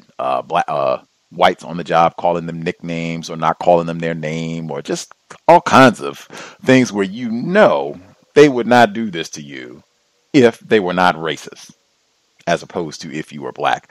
That's what's happening. But I'm not going to say anything. This is, a small one. I'll let the black self-respect to say, no, I'm not going to, tolerate any sort of incorrectness. Let's go ahead and stop that to just promote justice, promote correctness, and how this person is going to relate to me in the workplace consistently, that we're not going to allow any sort of incorrect behavior at any time from anyone. I think that's real important on the job, and really all areas of people activity, but especially on the job. Other folks have commentary, and again, I think Red said that as well, about being mindful about what she's saying, knowing that she's in a, environment where she converses more since she's around more black people, and then feeling like whites might observe that and what have you. Being very precise with what you say on the job, how it's said, very precise. Other folks who dialed in, if we have folks we've not heard from at all, you should go ahead and speak now. Gus, can I say one more thing? I'm sorry, I forgot to add it. Let's hear it. Really quick. Just about, I think it might have been the caller from Florida, kind of commenting about white, non-black, but possibly non-white people and how to react around them. And I know that's a code that I've actually had to come up with since I'm here in Nevada, having to deal with people who may be temporarily considered white. But I basically, and I don't know if this is the right code or not, but I basically treat them like they are white. If white people even, on Wednesdays and Thursdays treat them like they're white, then that's how I treat them until, otherwise, basically, white people then fully classify them as being non-white. And again, just putting that out there, just how I treat them. But thank you, and I'll mute my line. Context of white supremacy. Going to be important. I think that racially ambiguous individuals, where we might have some confusion about their racial classification, that definitely tends to come up in the workplace and as a problem, something folks need to have a code for how they're going to deal with that, because I could see that being more widespread as things continue. Number again, 641-715-3640. The code 564943#. Press *61 if you would like to participate. Again, Black entrepreneurs, if you have commentary, or if you have not, or if you have completely eliminated racism as a result of you being quote unquote self-employed, definitely would like to hear that perspective. If not, if you are self-employed, share. And then if we have any thoughts on what's been shared thus far, your own experience. Actually, before I get to other folks, Stacy in the UK, let's see, 2:49 a.m. Friday morning. Did you have any additional commentary you want to share? Yeah, I did, Gus. A couple of things. I guess my own time stamp. Obviously, people know that I've been going through terrorism, which started a specific act of terrorism, which started at the beginning of January 2017 and is still ongoing.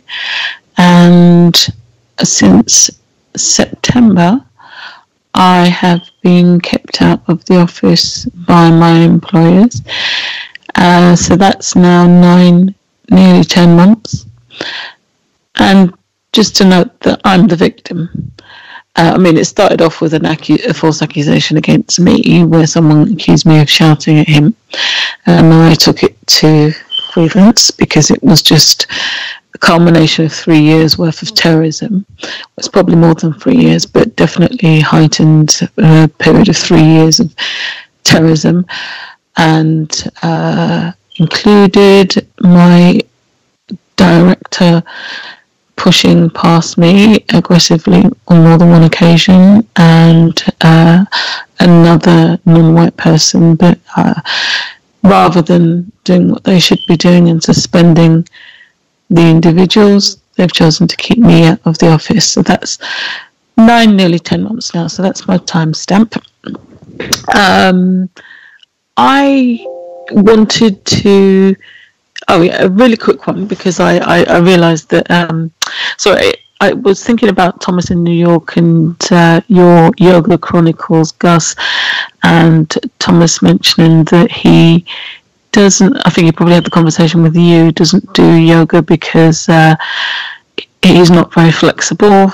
And your comment that you do yoga to become flexible.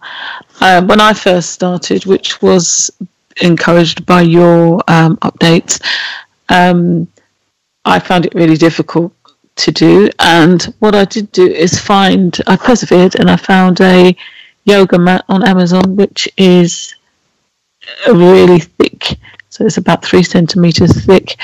And in terms of the cushioning, and so that really does help, both in terms of just getting used to stretching, things like that, but also just making it easier to persevere and do stretches. But yeah, that's the last thing I'll say on that. I wanted to talk about I think it was based on Ivy's update last week or the week before about... it was on the compensatory calling about having to meet up for a luncheon or whatever with suspected racists, and one of them who's been terrorising her, and just wanting to know how to cope with that. And I do think what works for me is always reminding myself what the firefighter in Florida always says, actually, about minimising expectation, and I guess just preparing yourself mentally to know that this person is going to try and terrorise you, but also then just trying to get yourself into a mental state where you're now just expecting to be terrorised, but also channeling the fact that you can deal with it. And that's the codification that I'm trying to employ, in that you can't stop them necessarily doing what they're doing, but it's about how you emotionally prepare yourself for the situation. But it reminded me of a luncheon that I really do try not to go to work events, and especially because I was being terrorized. So the last thing I wanted to do was be around these people in my own time, and certainly not spending my own money. But this was a Christmas lunch which was being organised by work, and my manager or the head of team was insisting that I be there via my manager. So what I did was I arranged a call. Well, I was on the phone anyway, so they all went off to lunch because it was they took time out of the work day to go to Christmas lunch, and then I had a call anyway, so I arrived slightly later, but I knew she was insisting that I be there. But what I did do is I arranged a call for 3:00 so that I would leave early before it finished, so at least I was there physically. Now, when I got there, they'd already obviously all seated themselves, and I wasn't actually paying attention, but I sat in the empty chair. I didn't look at where everybody was sat, but there was another non-white female who had been in the organisation for a few months by that point. And like with the caller who works in the courthouse, they did an element of tackiness where they introduced her to everybody else except me. But I did make a point of introducing myself to her. But anyway, she'd been in the organisation for a couple of months by that point. And when I got to the luncheon, I sat down, and she made a point of pointing out that all the black people were sat at one side of the table and all the white people were sat at the others. And she said it a little bit too loud for my likings, actually, but I think that she was being used as a tool by the racists at that point, but nonetheless the observation was very correct. Anyway, so we had ordered lunch, and so I had originally ordered one thing, and then I changed my mind midway, so I told the waitress I wanted something else instead. And then eventually they started bringing the lunches, and the waitress came to me, and she had brought what I'd originally asked for, and I was kind of, and then she'd moved away too quickly, so I was like, oh God, has she messed up the order or whatever? So I was waiting for her to come back. Now, there was a white female down the other end of the table and it was quite a long table because there was a few of us, and she apparently started shouting, saying that's her order. So I said, I didn't answer her because she's definite racist and been nasty to me for quite some time. But either way, I just thought the waitress at that point had messed up my order, and I wasn't clear whether or not she had just given me the wrong meal, or she in fact didn't change my original order. So I was trying to call the waitress, waiting for her to come back. And so I was paying attention more to the waitress rather than the people down the other end of the table shouting at me. By this point, it was more than one person. And there was a non-white male who was sat next to me, and he was like, oh, I think Helen, I think that's Helen. So I said, well, hold on a minute, I'm going to check, because obviously I changed my order. So I'm calling the waitress. Everybody can see I'm waiting for the waitress to come back, and they're still making a fuss down the other end of the table, and I'm just ignoring them because I can see I'm trying to call the waitress. So eventually the waitress turns up, and I said to her, before the waitress actually turned up, what had happened is the black man who was sat next to me, he took the plate from off the table in front of me and was handing it down the table to the white female. And I turned and I noticed he was doing it. So I took the plate bag out of his hand and put it back down on the table in front of me. Didn't even acknowledge that he did it, other than taking the plate back and putting it down on the table in front of me. Then I waited for the waitress, and she came over eventually, and she said, I asked her, oh, did she change my order? And she said, oh no, sorry, I didn't. So at that point I said, thank you. And then I started to eat my lunch. Now, to be honest with you, I realised that she probably did mess up the orders, and that eventually she'd turn up with what I'd asked for in replace of what I'd been given. But at that point, she had said to me, "No, sorry, I didn't change it. This is what you originally asked for." So I tucked in. And lo and behold, eventually, when she brought all the bills, she did actually turn up with a plate, which was what I changed my order to. And at that point, I just thought to myself, yeah, that's what I thought. And the black female who was sat next to me said, "Oh, yeah, it looks like she did mess up. She did mess up." So I said, "Exactly." And I carried on eating. Now, there are two things there. Now, obviously, the black male's behaviour in that, why would you ever do that, whether there was racism involved or not?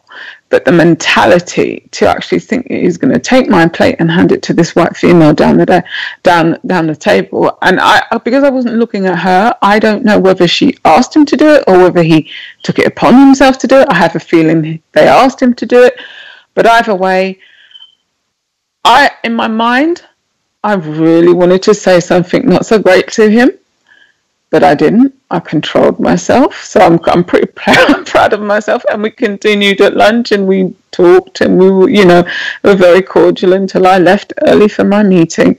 But yeah, just all kinds of things that went on there. But I guess it's the dangers of going to lunch. But I was very codified in that I managed my time efficiently. I got there late and I left early, and even though he annoyed the hell out of me, I controlled my reaction for a non-white male who seems very confused. The racist, I ignored her because I knew, as I said, probably that the order had been messed up. But as she was so nasty to me and was just being disrespectful, I thought, no, you can jolly well wait. I'll meet my line there, Gus. Well, spectacular job keeping your composure. That's so critically important with regards to counter-racism science. Racists are going to, dogs bark, birds chirp, whites worldwide practice white supremacy. We can't lose our composure when they do so. Phenomenal job. And particularly, we can't lose our composure when other victims of white supremacy frustrate us, which happens frequently. I'm sure Gus T frustrates listeners regularly.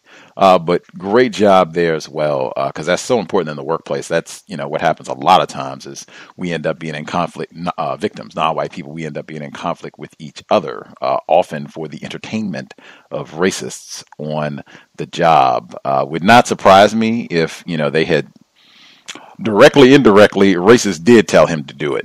That's what they've told us, for the entirety of white supremacy. That's our whole existence, to serve, worship whites, their every beckon and call. So, certainly they are most to blame.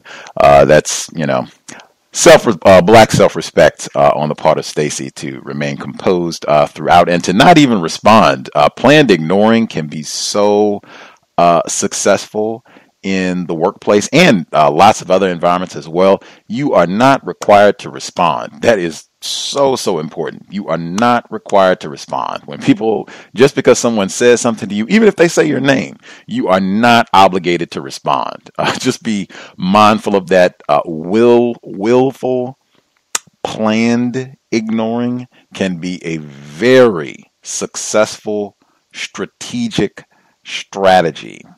Emmy has talked about that as well, where you give them nothing, no verbals, no nothing. It can be extremely effective, tactical in the workplace. And pause. How does she have a 3-centimeter yoga mat? I don't even have a 3-centimeter yoga mat, and I'm about 10 days, I think, from starting teacher training, and I don't have a 3-centimeter yoga mat. I can imagine that being way more comfortable, substantially more comfortable. It is. Yeah. Wow. What? Amazon. Okay. I'll send you the link, Gus. Appreciate it. Thank you kindly. That's amazing. Wow. Anyway, and phenomenal Black self-respect in passing on the information to your offspring as well, to get lots and lots of older folks who can be resources to help in her career development. Spectacular. Talking to our children about career development and ending white supremacy. Other folks we've not heard from at all. If you have a hand up, line should be open. Proceed. Hi, Gus. It's B from Toronto, Canada. How are you doing? Greetings to the six. Right poorly. Good to hear from you, B. Yes, I'm doing right poorly as well. Your platform is awesome, so thank you for having this show. It's unfortunate that it has to be for 10 years, that white supremacy has not been eradicated, but we are carrying forward to try and do our best within the system. Greetings to your callers and listeners as well. The reason I'm calling is I had some interesting insights to share. Would you like to hear them? Oh, absolutely. Sure. Can you hear me okay, too? I just have you on speaker. Crystal. Oh, perfect. Thank you. Okay, so the first thing is I wanted to share with yourself, callers and listeners, is in the process of trying to work towards justice under the system of white supremacy, where there is constant, persistent injustice. Keep in mind that unfortunately there are people closest to you that will not support you, including family members. I know that this has happened to me in that unfortunately I've had to go from different jobs to jobs. With white supremacy, one of the main roles is trying to keep you economically unstable. And unfortunately, I've been through that. And I remember when I was more confused, I would have, people as close as my mom telling me, oh, the reason why you lost this job is because it's your fault. You can't work with these people. You can't do anything. And no, that wasn't the case at all. It was the fact that white supremacy was being enacted. It was because I was actually very competent at my job. And the fact that people were feeling threatened by it. This is the reason as to why it has led to the instability economically. So just to let your callers and listeners know, as well as yourself know, that, whenever you're encountering even family members constantly doing that, sure, you can exercise patience, but not to be afraid to, shorten your influential circle, so to speak. I've had to sever ties with some family members as a result, because I did not want to have that type of negativity. So that was one thing I wanted to share. The second thing I wanted to share was something that happened today. In Ontario here, we just had our elections. Well, election day is today for the Ontario Premier. So I went to my voting station that I was designated to go to based on where I lived. And there was a white woman that was behind me. And she was in a negative space. She presented in a negative space, as she was constantly muttering and didn't feel the line was going fast enough. So there was a gentleman in front of me, and he finally went. And then when he left, she tapped me on the shoulder and said, "Oh, you're next. You can go into the line on the other side." Now, the line on the other side, we have voting registration cards. So I had my registration card. The line on the other side are for people who do not have a registration card. So it was quite interesting how she felt comfortable enough to tap me on my shoulder, especially the fact that she doesn't know me. And, I could see right in my line of vision that I was next. So there was no reason for her to tap me on the shoulder and give me such information. So what I did was I turned around. I don't recommend this to anybody, but I just decided to try it just to test it out and see what happens if I were to do the same to her. So I went and I tapped her on the shoulder and I said, oh, by the way, love, that line is for people without cards. And if you could see the steely look on her face, it was priceless. It was almost like, who is this Negra to touch me? And I just had a smug on my face because I'm going, this is really interesting. Like it was like, it was just like a very cold observation and I was just smug at it because I was going, wow, okay, it's really interesting that she felt comfortable enough to invade my personal space and touch my body, but when I do the same to her, she just had this look of it's just hard to describe. It was like, oh my goodness, who was this person to touch me? So that was really interesting. The second thing that I've been doing as well on my commute to work is if I'm by a group of white men, I will, or even a group of white people, what I'll do is I will clutch my purse tighter, because what I've noticed is that in the past, when I was more confused, everywhere I would go, the one thing I would notice is that white women kept clutching their purses closer, and I wasn't quite certain as to why that was. So I started clutching my purse closer when I'm around a group of white people. And it's just really interesting just to see their reactions to that. I often get really cold, angry glares. So I was like, that was an interesting observation. In fact, a couple of times I had there were two people that actually acted out their aggressions toward me by like bumping into me rather abruptly, of which I just clutched onto my purse tighter. Let's see.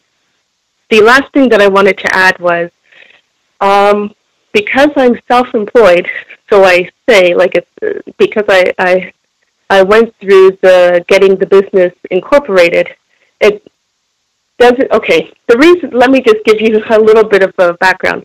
The reason why I became self-employed was because I was tired of having to go, tired of trying to go through the promotion and not getting, or the promotion race, but not getting it. Even though I was told, okay, my work performance is great verbally, but when it came to actually putting it in writing, there's a little something here or a little something there, any other reason for me not to get the promotion. So I decided, okay, well, I'm going to start my own business so that I can get the title that I need to get. And unfortunately, it didn't work out the way that I thought I would. I mean, the dream was start my own business. I have my own clients because I work with people living with disabilities, have my own clients, and then I'll be able to bring on more people that way. Whereas the reality is I have my business, but I have to go through other agencies to have them subcontract their clientele to my business. So technically I'm still employed under an employer, but they just have it as a different relationship. It's just one company under another company, and the difference is that I'm responsible for all my taxes, not the company at all, right? And they don't have to necessarily observe the labor law because technically I'm not their employee. I'm a contractor in that respect. So for what I would recommend is for those people who are thinking to be self-employed, to get out of the to get out of the employment scene because they're tired of tired of not getting the promotions that they deserve. Don't think that it's any easier when you're self-employed. In fact, unfortunately, I don't even have a person that's employed that I've employed with me. It's a one-person operation. So that's why I say that technically I'm still employed under another company. So I hope that was clear enough. And those are the things that I just had to say. Thank you so much for listening. Appreciate that from the 6 global system of racism, white supremacy. We are doing our global Sunday talk on white supremacy racism the 17th of this month. If you want to join us, that program is on a Sunday. It's always the third Sunday of the month. And for you, it would be 3 p.m. Eastern. It's early because people like Stacy and some of our other visitors in different parts of the world, the time difference, the time zones are so wacky. That's as neutral as things could be for widespread participation. So if you have time on the 17th, that afternoon would be grand. We should have folks from quite a few different spots hanging out to chat it up. I think the last program, we didn't even have full participation because I just brought the program back after the flood. But I think even then we still had our caller from South Korea. We had a few folks from the UK. It was, even then, still pretty good. Participation should be better even next time around that we're getting back in the rhythm of things. But for sure, much obliged for you sharing. Always think that's super important, even though it might not be as fun to call in and talk about how tough it is to be an entrepreneur, a black entrepreneur, non-white entrepreneur in a system of white supremacy. But I think that's important if that's what we're dealing with. Also, the beginning part of your commentary, I have heard that from so many black people, particularly people who listen to the cows, where you are mistreated on a job. If you're terminated, you don't get a promotion on a job, and you're sharing this with the people that you care about, friends, family. I mean, it can be real close. Like sometimes the person, your parent, partner, person that you've procreated with, and they will say, "Oh, well, that's your fault. You did something. You did something. It had to be you." Not, and then if you try to, you're just making an excuse. You just blame white people. Man, if I had $1 every time I heard that, wowee, I could have about 5 Teslas to cruise the city of Seattle. A big influence on the cow, because I've heard that so many different times, experienced it myself. The system of white supremacy, flawless at creating where victims blame other victims as opposed to, nope, it is the system of white supremacy that is designed, as you said, to have us completely in a state of chaos economically and with our jobs and careers, total chaos and frustration. And being honest about that, huge, in my view at least, a huge part of the process in correcting all this. I've talked about the commute thing for a number of years. I've said that's a part of racism, white supremacy, because you do have to get to and from the job. So I've included that in workplace racism. That is interesting. Your experiment about clutching the purse, I would just encourage listeners, we can be conducting experiments in a lot of different ways, on the job, to and from the job. There are lots of different ways that you can experiment with regards to counter racism and just observing, studying the behavior patterns of individuals classified as white. That is something that we should be engaged in on a regular basis, even on the job. Other folks, was that Stacy? Was that you? Yeah. I just wanted to quickly add something on this entrepreneurship thing, actually.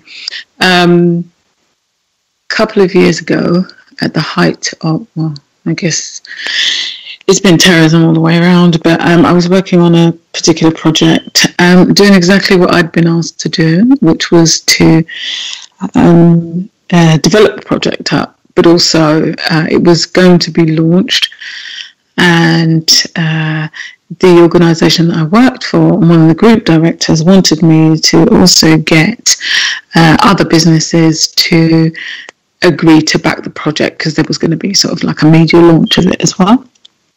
So I'd done everything that I was being asked to do, and in terms of this particular matter, I had gone up front and made sure everybody was clear about what I was doing. However, my head of team, because I got somebody who was an executive board member of one of these global banks to agree to back the project, and I gave that as part of my update.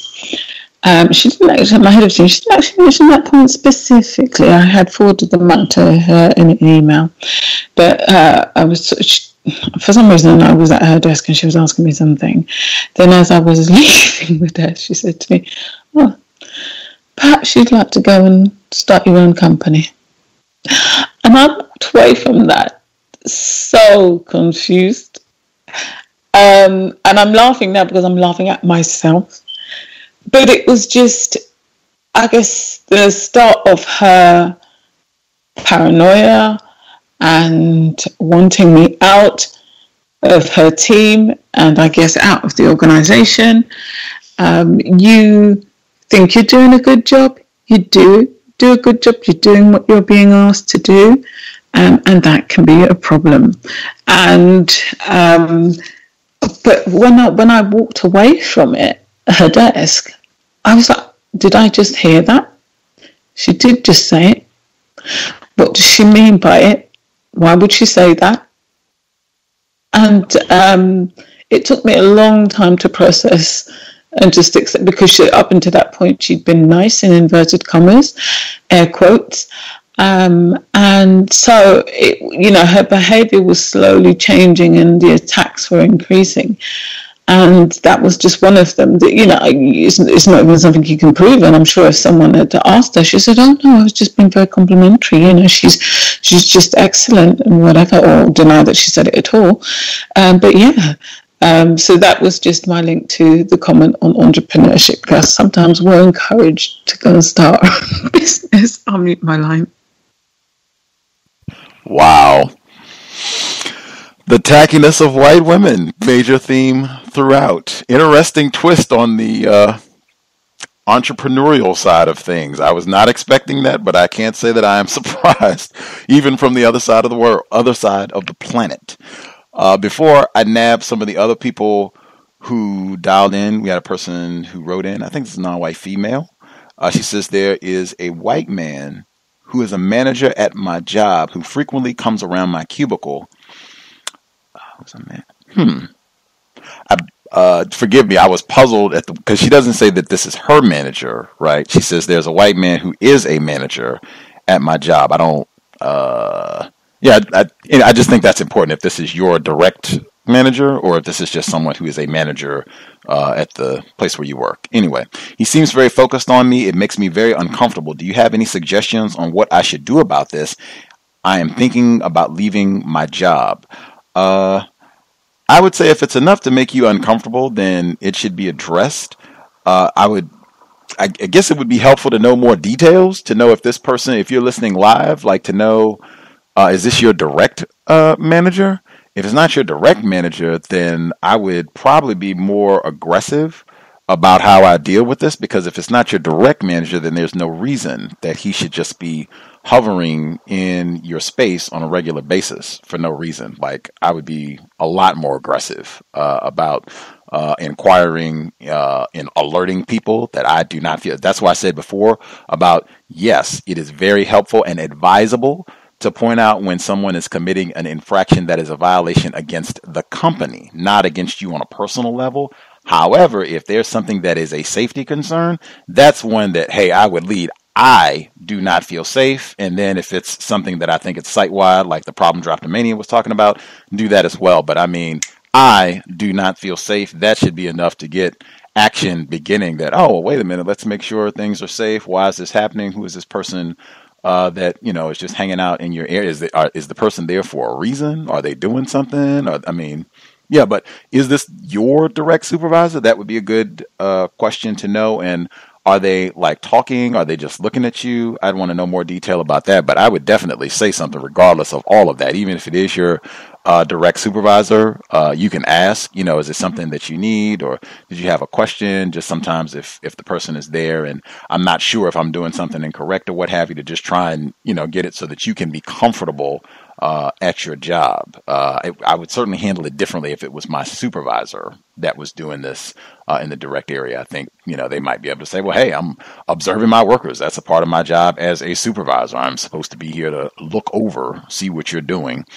Do any of the folks that are listening in, because this person is asking directly for feedback, any of the folks have suggestions on what was presented? You have a white manager, don't know if it's direct manager or not, white manager who is just kind of staying in this person's area and making them uncomfortable, how you would address this? May I add something, Gus? This is Drake's cousin, B in the 6. Oh gosh. No, not Drake's cousin. Drake doesn't know. Drake's from Forest Hill. He doesn't know anything much about the black community. He's just an imitation. But I digress. Yes, because I've actually had this happen to me a couple of times. One with a asexual white female with homoerotic tendencies towards me, and another with a white male.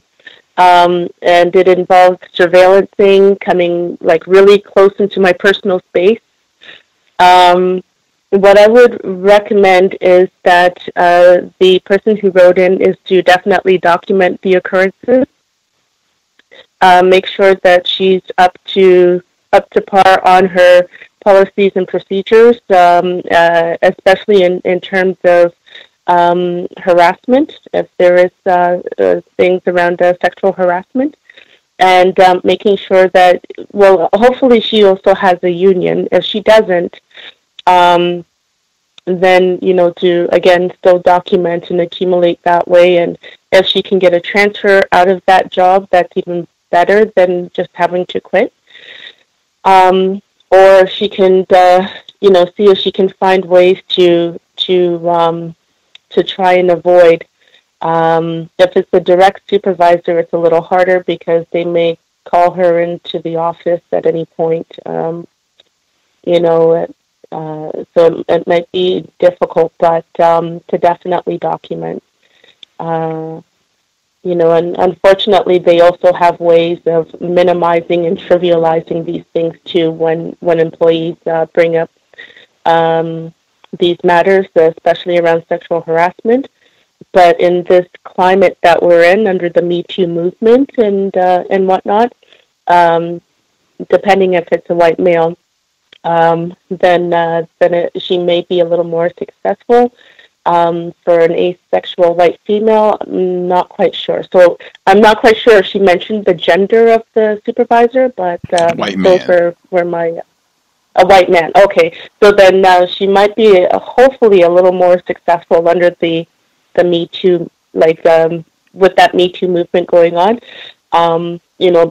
Documenting, making it known.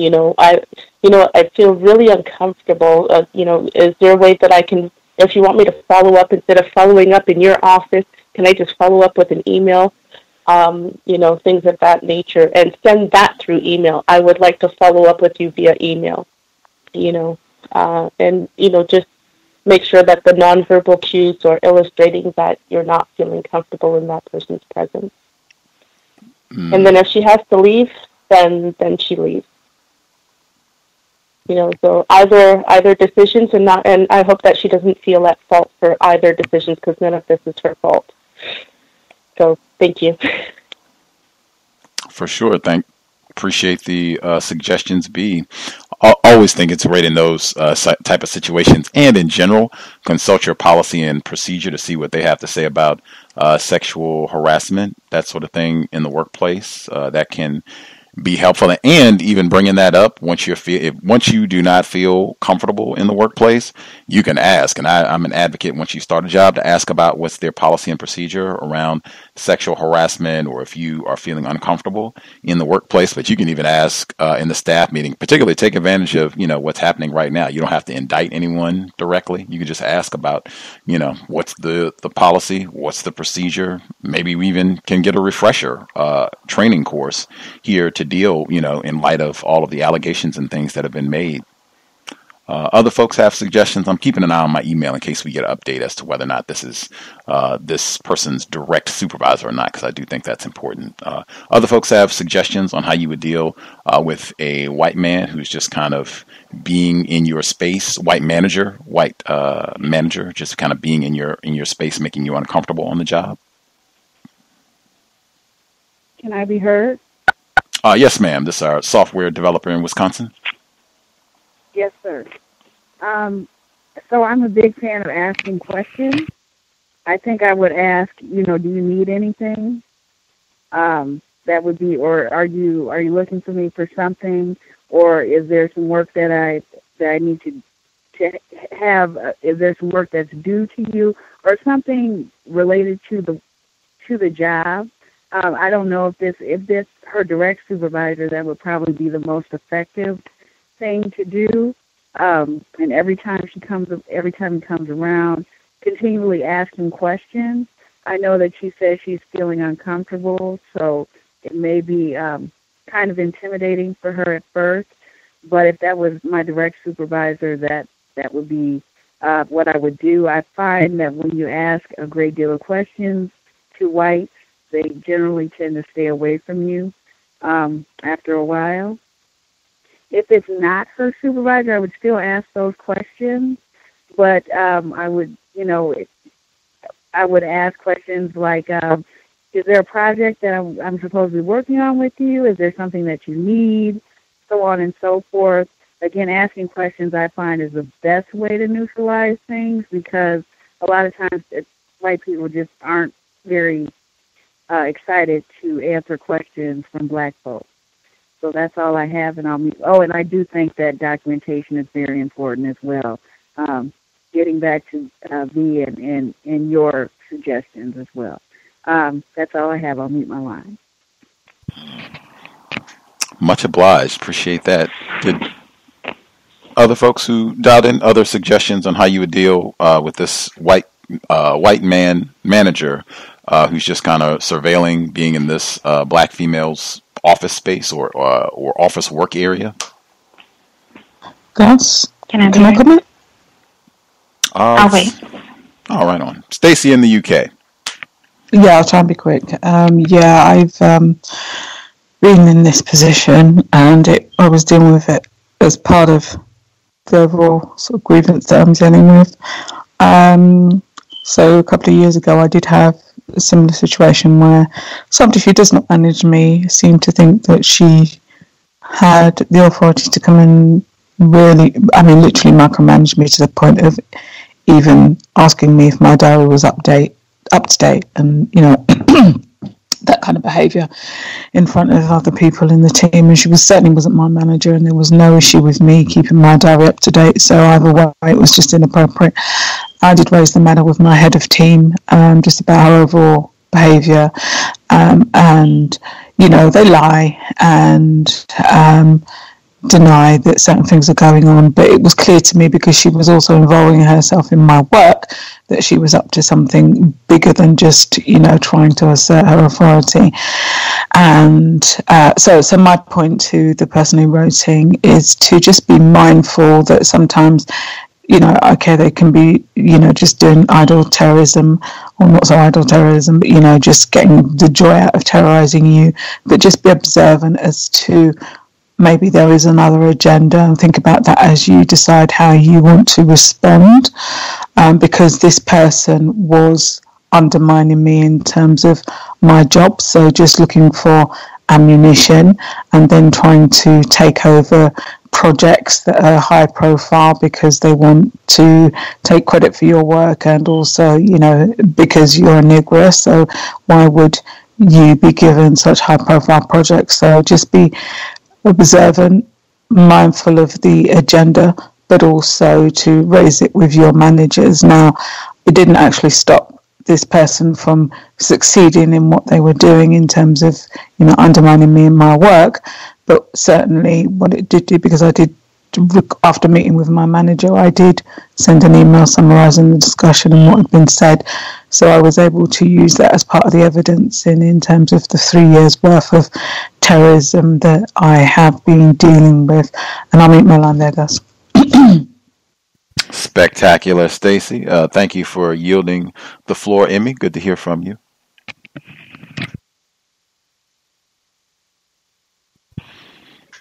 Not hearing. Now, yes, ma'am. Sorry about that. My advice would be simple. I think that when you're at your job, that's kind of what it is, whether you can feel it all the time or not. So my advice would be to just do your job. I've had, in practically all of my jobs, there's been some white person that has attempted to oversee me or micromanage me or just like lord over me in some shape or fashion. And for me, before, becoming codified and whatnot, that was just something I was like, I'm here to do my job. I get paid to do the job. So I'm going to do my job. I'm going to go home. I'm going to get my money, and that's what it is. And I just learned that works. It works very well for me, especially because it's not like it will go on forever. It's to understand the intent of why a person classified as white is doing that is to make you uncomfortable, to make you feel stressed, to make you feel all of these things. So don't let it. Do your job, keep it moving. Eventually, they'll move on from you when they don't get whatever it is that they want from you. Unfortunately, I will admit that I didn't get to hear your entire email and like all the specifics that you said. So I don't know if this is like a boundary stepping kind of thing where you feel like it's a sexual thing or something, in which case I think that you should treat that situation differently because that's a totally different thing. But the very definition of a manager is that's what managers do. That's what supervisors do. They oversee, they supervise, they monitor, micromanage, all of those kinds of things. And so you just might be the pick for the time, but just do your job and do it very well. And I mean, my advice could be like totally empty, but it has worked for me. I'm in a pharmacy with an individual who is classified as white, who is a extreme micromanager, type A, anal, and just very frustrating personality. And I will tell you that has been my code, and it has worked. My work stands for me, and so I don't know how long you've been working there, if this is a new situation or any of those types of specifics, but for me it was. He doesn't know me for a very long time. I started there in October. And so, over time, based off of my work ethic and the work that I do, the way that I treat the patients, the way that I do, what I actually get paid to do, the micromanaging has ceased. And there's a lot less, and it's only he and I, so there's no one else for him to really lord over or, micromanage other than myself. But it's less. So hopefully that helps. But yeah, thank you all for listening. Indeed, we got the update. This white man is not her direct manager. So if folks want to adjust any of their information or authority. Does that change change anything for any of the folks? Emmy, does that change anything? This is not her direct manager. Doesn't, okay. You would do your work. I don't care if he's there, not going to respond at all. Because he's probably reporting to the direct manager. White people collude. That's what they do. He doesn't have to be a direct manager to still have way more influence than she would. Just do your job and he will, in my opinion, move on. But ignore. may chime in? You're breaking up a little bit. I think that's B in the 6. Yes, you're breaking up a little bit. Sorry, can you hear me a bit better? Yes, ma'am. Oh, perfect. I'm sorry. Is it okay if I chime in? Yes, ma'am. Thank you. I would say that yes. I mean, I do respect what the former caller had mentioned.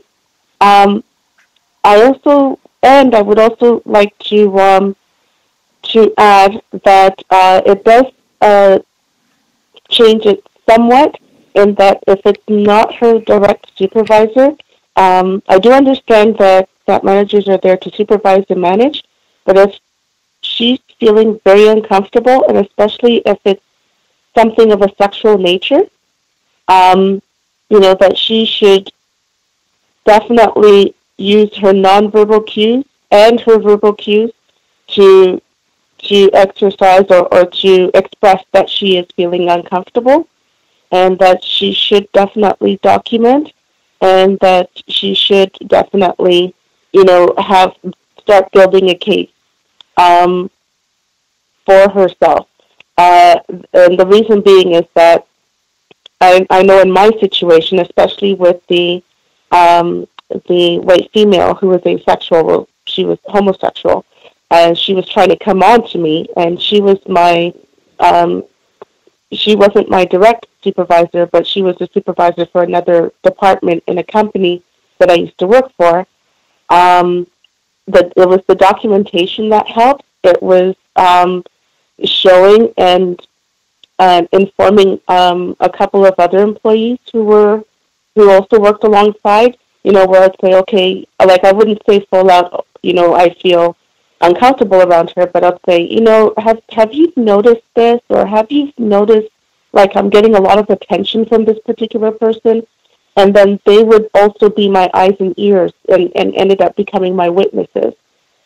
Mind you, I ended up having to leave the job because, of course, she lied, and, she's white, and they chose her words over mine, despite me having witnesses and documentation, what have you. But when I needed to get the employment benefits, it definitely enabled me to get the employment benefits until I got another job. So, by all means, regardless, protect yourself. That's my advice to the writer. Sorry if I sounded long-winded. Did we appreciate that, B? Did we have any other folks who had suggestions? So this is a white man manager, but not her direct manager, where she does not feel comfortable. This person is just kind of loitering in her office work area. Anyone want to recalibrate their suggestion now, knowing this is not her direct manager? Gus? Stacey in the UK?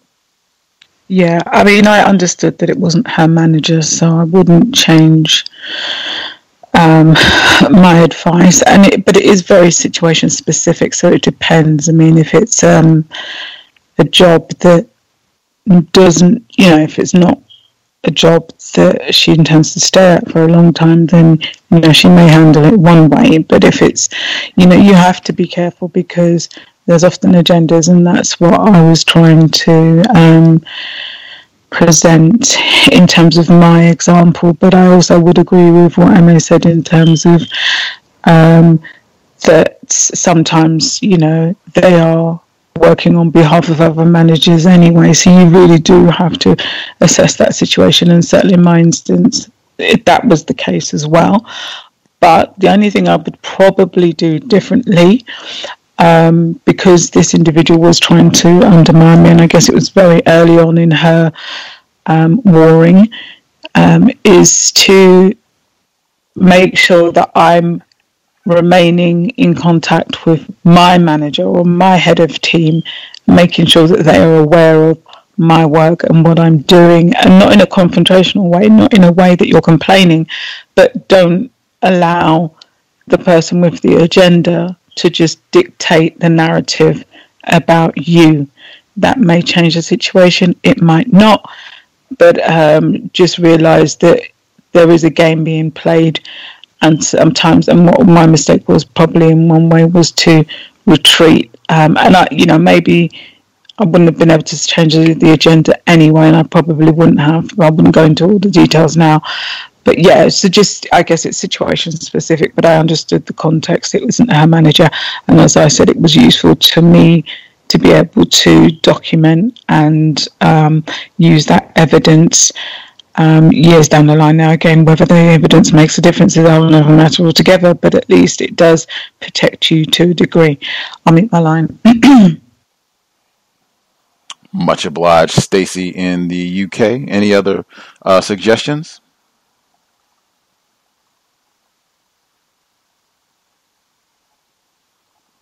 Right on. I think checking policy and procedure is pretty solid for all situations.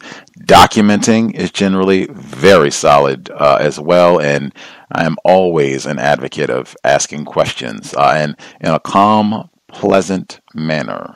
Asking questions, I think that can be helpful as well. Although I definitely see the logic in what M.A. said about just, hey, I'm going to be codified and not mirrors. I was thinking that as well, because we've had so many people talking about whites doing this sort of thing, where they're just whether they're looking at you or just even some of them saying whites sneaking up on them.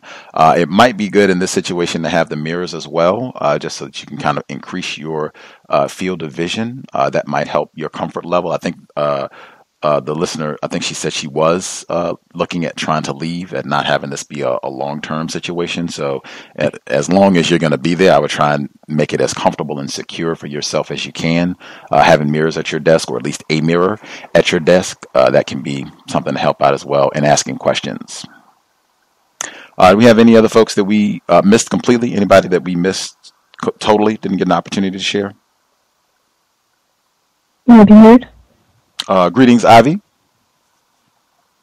Greetings, Gus, and greetings to all the callers on there. I hope you all can hear me well, because I got disconnected and had to call back in.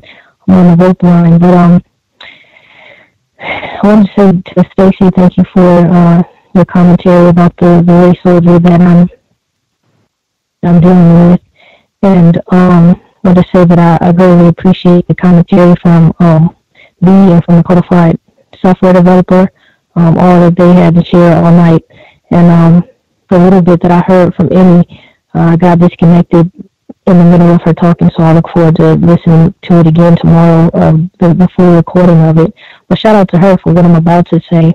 I wonder for the caller in Wisconsin that works at the courthouse, I believe he said that he got promoted. If he said that, congratulations on that, and I wish you the best on that.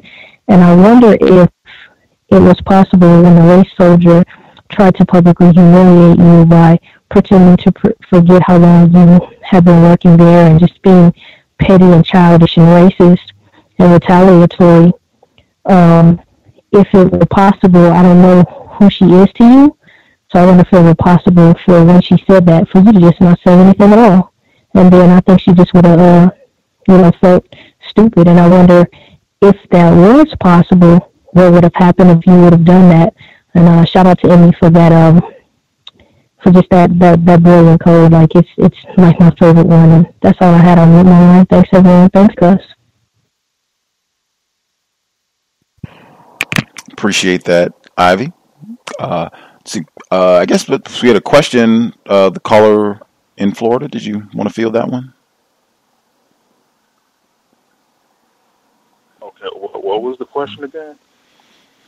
Let's see if I heard. I guess you can correct me if I get it wrong, Ivy. The question for the caller in Florida in terms of the white woman who was practicing racism at the ceremony, where she couldn't remember how long you lived there. She said she didn't know what this white woman's relationship to you is, like on the job, but is it possible that you could have just ignored her when she did all this? Like, oh, what's your name again? Is it possible that you could have just not said anything at all?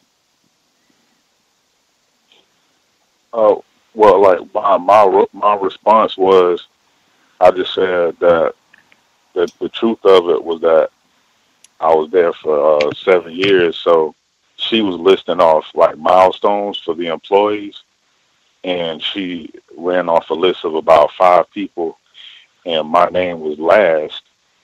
and I was standing directly in front of her. Like, this is the personnel manager, and she's in charge of doing interviews and hiring people. So she's an administrative person, like very high level, and she's actually the person that hired me for that job back in 2011. Like, so like for the context, like that's who that person was, and I think it got to this point because we had a black female start in January, and they hadn't introduced her in 2 consecutive meetings. And when it got to March, it was the beginning of March, and she asked if anyone had anything for the good of the order.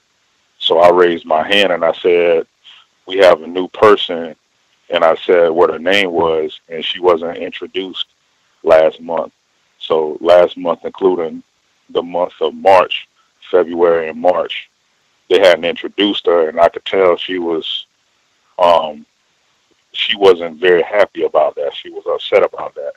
So from March to now, about June, I've noticed she's been doing slight, well, I wouldn't say slight acts of racism, just practicing racism in indirect, slick ways. Like she mentioned about earbuds in case of an active shooting one time, and she mentioned this one about how long had I been working there, and she didn't say that to anyone else. So, like, that's the context of that. And I actually did respond to that question. But I don't know if I couldn't have said nothing at all. I think that was one of those things where it was a question directed at me. But I could have said, well, don't you have the amount of years that I've been working there? But I think she did that to humiliate me and practice racism as though I didn't know how long I've worked there. Did that answer your question, Ivy? It did, thank you. And it doesn't sound like that would have been a viable option, if I'm even using that word correctly. I'm going to have to look that up in a minute. For you to just not say anything, it sounds like that would have been one of those where it would have created new problems. And so, yeah, I'm sorry that you had to go through that, and thank you, I'm in my line. Indeed. Did we miss anybody? Anybody else have a hand up that has not been able to share at all? Sure. Is there time for me to share like 2 little quick vignettes? I commented on someone's question, but let's hear it. Okay, really quickly. This is Emmy. I'm out here in the DMV area. I'm in the pharmacy. My part of my code, I think one that will remain solid. And even before I learned about coding, but I'm making it a code now, like I'm giving it that stamp, is to do my best work. I feel like if I do my best and I succeed, it's good, that's great. But if I do my best and I didn't succeed or I didn't do well, then at least I know that I gave it my all, and then I can reassess and go from there. But if I kind of do not give it my best and then I don't do well, then it makes it harder for me to assess how to have a better outcome. So I do my best across the board, and even at my job, especially when I'm dealing with other people. And my job entails nothing but dealing with other people in different capacities, whether it's like a patient or an insurance company or whatever it is. So it worked out. I wasn't actually foreseeing this, but I am attempting to volunteer at the free clinic in my area. And so I'm very, very, very, very excited about this opportunity. And so I went to the training, and the leader of the training is a Black woman. And she looked kind of familiar, and she looked at me like she kind of knew me. And when it came to introduction, she was like, "You look really familiar." And I was like, "You do too," but I couldn't place her. She had tons of energy. It was great. I'm very excited. But then, deep inside, I was like, I've probably seen her at the pharmacy. I have. But what's really great is I'm looking forward to the opportunity when, I tell her, yeah, I've probably helped you at the pharmacy, and then she can remember the service I provided, and then open up the door so that I can get this experience in the medical field at this free clinic, which I'm super excited to do. So doing your best has multiple rewards. The other thing is, I enjoy giving my time to non-white people, even when they annoy me. I don't have the biggest attention span, but I practice patience, especially with my patients or people who come to the pharmacy. Sometimes they like to tell really long stories, and sometimes I'm really busy and I don't really have the time to listen, but I still will for a non-white person or a black person. I'll listen for as long as I can, and that happened today. And the woman, her husband just had surgery, and she's discombobulated, and she just kept talking. But I was super smiley and very attentive and wished her the best, and if she needed anything, we're here to help her, blah, blah, blah, blah, blah. As we're doing this entire having this conversation, this older white guy walks up, and he's posturing his body to let me know he is extremely upset with me, frustrated with me for giving this black woman all this attention. And he has this question, he even has something on his phone that he's waving up in the air behind her. She doesn't see him because he's behind her. She's facing me. But I even extend the conversation because I was like, you know what? You tell me all about that. Where he at? He in the car waiting on you? Oh, my God. What'd they pull out? What? Oh, really? Everything. And then when he came, she accidentally bumped into him. That's how much she didn't even know someone was behind her, but whatever. So when he got to the counter, he was all red in the face and all frustrated, and he just pushed his phone in my face and asked me if we had some baby products. And I just told him baby stuff is on aisle 16. Put my finger like that and pointed to it, and he was like, ah. So he walks over there, and I was like, yes, make it right there. I didn't go across the counter, which I usually do to help patients find whatever they're looking for. And or people find whatever it is they're looking for, and we didn't have whatever it was, and he caught at it, he looked back and threw his hands up, was like, oh well, try another place, I didn't even care. So, I'm petty. It felt good, though. So, anyway, thanks for listening. That is Emmy. Love it. Love it. Black self-respect. And that's, if you can be in a position, regardless of what you do, where you can, show more empathy to a black person and a little more time, a little more care, that is spectacular. That's, always, and wow, race soldiers hate that, oh my gosh, it's investing all the time. Congratulations. I know Dr. Welsing would certainly co-sign Mr. Fuller as well on black people doing our best, particularly in things that are constructive. Do your best. That's going to put you on a collision course with racist man and racist woman anyway, because they're not interested in seeing black people do their best in any area of people activity. So that will automatically put you on the path towards fighting to justice. The person who dialed in last four digits, 7502. Did you have commentary that you wanted to share? Hello? Yes, ma'am. Yeah, sorry if I'm nervous. I was just calling in to pretty much just ask a question about something I'm going through at my job. That's what we're here for. What's going on? Yeah, so I brought to my manager's attention that I wasn't comfortable with the seating arrangements. I just told her if I can, sit next to someone who I prefer to sit next to, because she moves us. She sits us somewhere different every month, and I was just letting her know I wasn't comfortable with that. And after that, she told me that I was moving teams to a completely different team after I brought that to her attention. And I'm not comfortable with the team that she moved me to, and I just feel like I'm not really experiencing everything that they do because the team does something completely different from what my job is, at the team that I was on.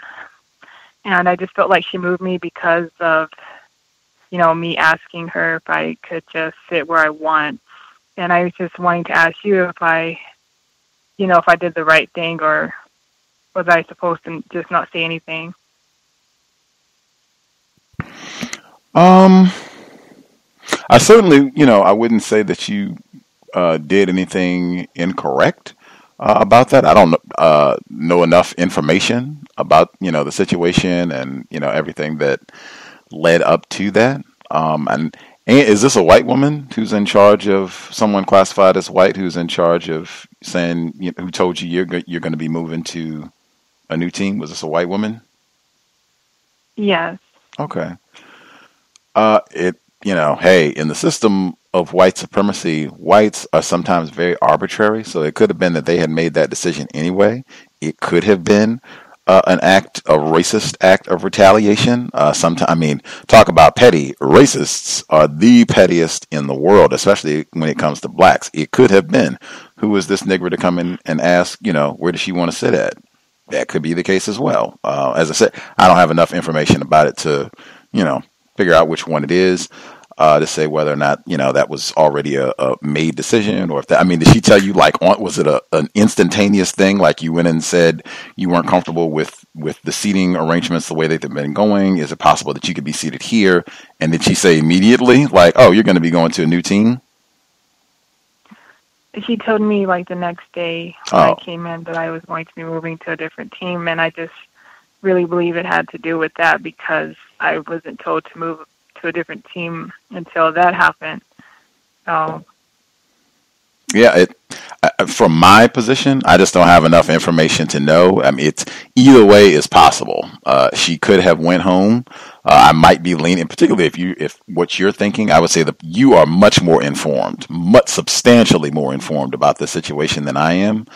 So I would say, hey, if you think that this was like retaliation, that's the sense that you have, that there was no idea that you were going to be going to a new team or anything, that that's what this was. That's probably what it was. I think a lot of times one of the ways that white supremacy works is that it makes us not trust ourselves, where we're very hesitant about our own judgments and assessments of situations. And a lot of times you are the expert, on the situation. You've been working with these folks and hanging for hours. And this woman pretty well, I would think, and particularly in terms of how she relates to you. So I would say, yeah, if that's what you think it is, that's probably what it is. That happens very regularly with white people on the job where as I just said, Emmy, you think you're petty? Racists, you have got nothing on them in terms of how petty they can be. Who is this uppity nigger to come in here and ask for a new seat, or think she is too good to not move around with the rest of the folks that we got in here? We get move. We'll move you over to that. Absolutely, they do that sort of thing all the time. If that's what you think it is, that's probably what it is. Gus, can I say something really quickly? Yes, ma'am. Stacey. Yeah. I was going to just say, I agree with everything you've said. I try to always encourage the callers not to try and internalize or blame yourself for how racists respond to our requests at work, so long as you are doing the right thing. And if there's a situation where you feel uncomfortable, then you should be able to voice that to your managers and then not retaliate in a negative way against you, or retaliate would be negative. That said, she's moved you. You are now in a team, and I think you said you're not comfortable with the work, or you're not familiar with their work. I wouldn't do it in a confrontational way. But I would go back to her and just ask for a conversation around the new work that you're being asked to do, and just try and get some kind of training and support, so that, if they've moved you, then they have to support you, and again, encourage you to read your policy and procedure just to understand about how they move people around in your team. And just final thing would be, again, I guess in terms of any learning, maybe for the future, just think about how you raise issues, and it's not your fault, but just knowing that, as Gus said, the slightest thing we do, we will be perceived to be uppity. And I'll mute my line there, Gus. Training, real important. That I would definitely, as opposed to addressing you not being comfortable in a new team, I would ask for training, because I think training would help you be comfortable, or certainly more comfortable, so that you can be really competent in wherever you are at the new position, because whites, they are phenomenal. That normally is a big part of the retaliation. They will put non-white people in positions and give us inadequate training or no training, or be real just trashy in the way that the training is conducted, where the end result is that you have not been trained, and that ends up being very uncomfortable for the job. I mean, how can you do your job if you haven't been trained? And then they can come in when it's performance review time, raise time, promotion time. Oh man, look at your numbers. These are terrible, and you're holding down the team. In fact, I don't even know if we can keep you around. And it's, you were never trained to be able to adequately perform your job. So I would big time training. Yeah, I definitely wanted to suggest or tell her that I need training, but I just really didn't feel comfortable working there after that. I just feel more comfortable just looking for something else. But I was just mainly wanting to know if I made the right decision or not, or how to address something that you're not comfortable with. I think with asking, if you're talking about if you made the right decision in terms of asking about the seating, is that what you're talking about? Did you make the right seating in terms of requesting to not be moved? Yeah, I don't know if I was just supposed to, just sit wherever she told me to sit and just be okay with it, or no, I've just kind of been, kind of blaming myself in a way, like, maybe I should have never said anything. No, I don't think there's anything incorrect about. I've seen, whites ask for all kinds of alarming things on the job or any other circumstance, or asking to not be moved, or just a seating request. I don't think that's, anything that you should be blaming yourself or feeling bad. As racists are super arbitrary. She could have done this anyway. And I've seen racists do far worse, for far less things. So no, I don't think you did anything incorrect. I don't think you should be blaming yourself.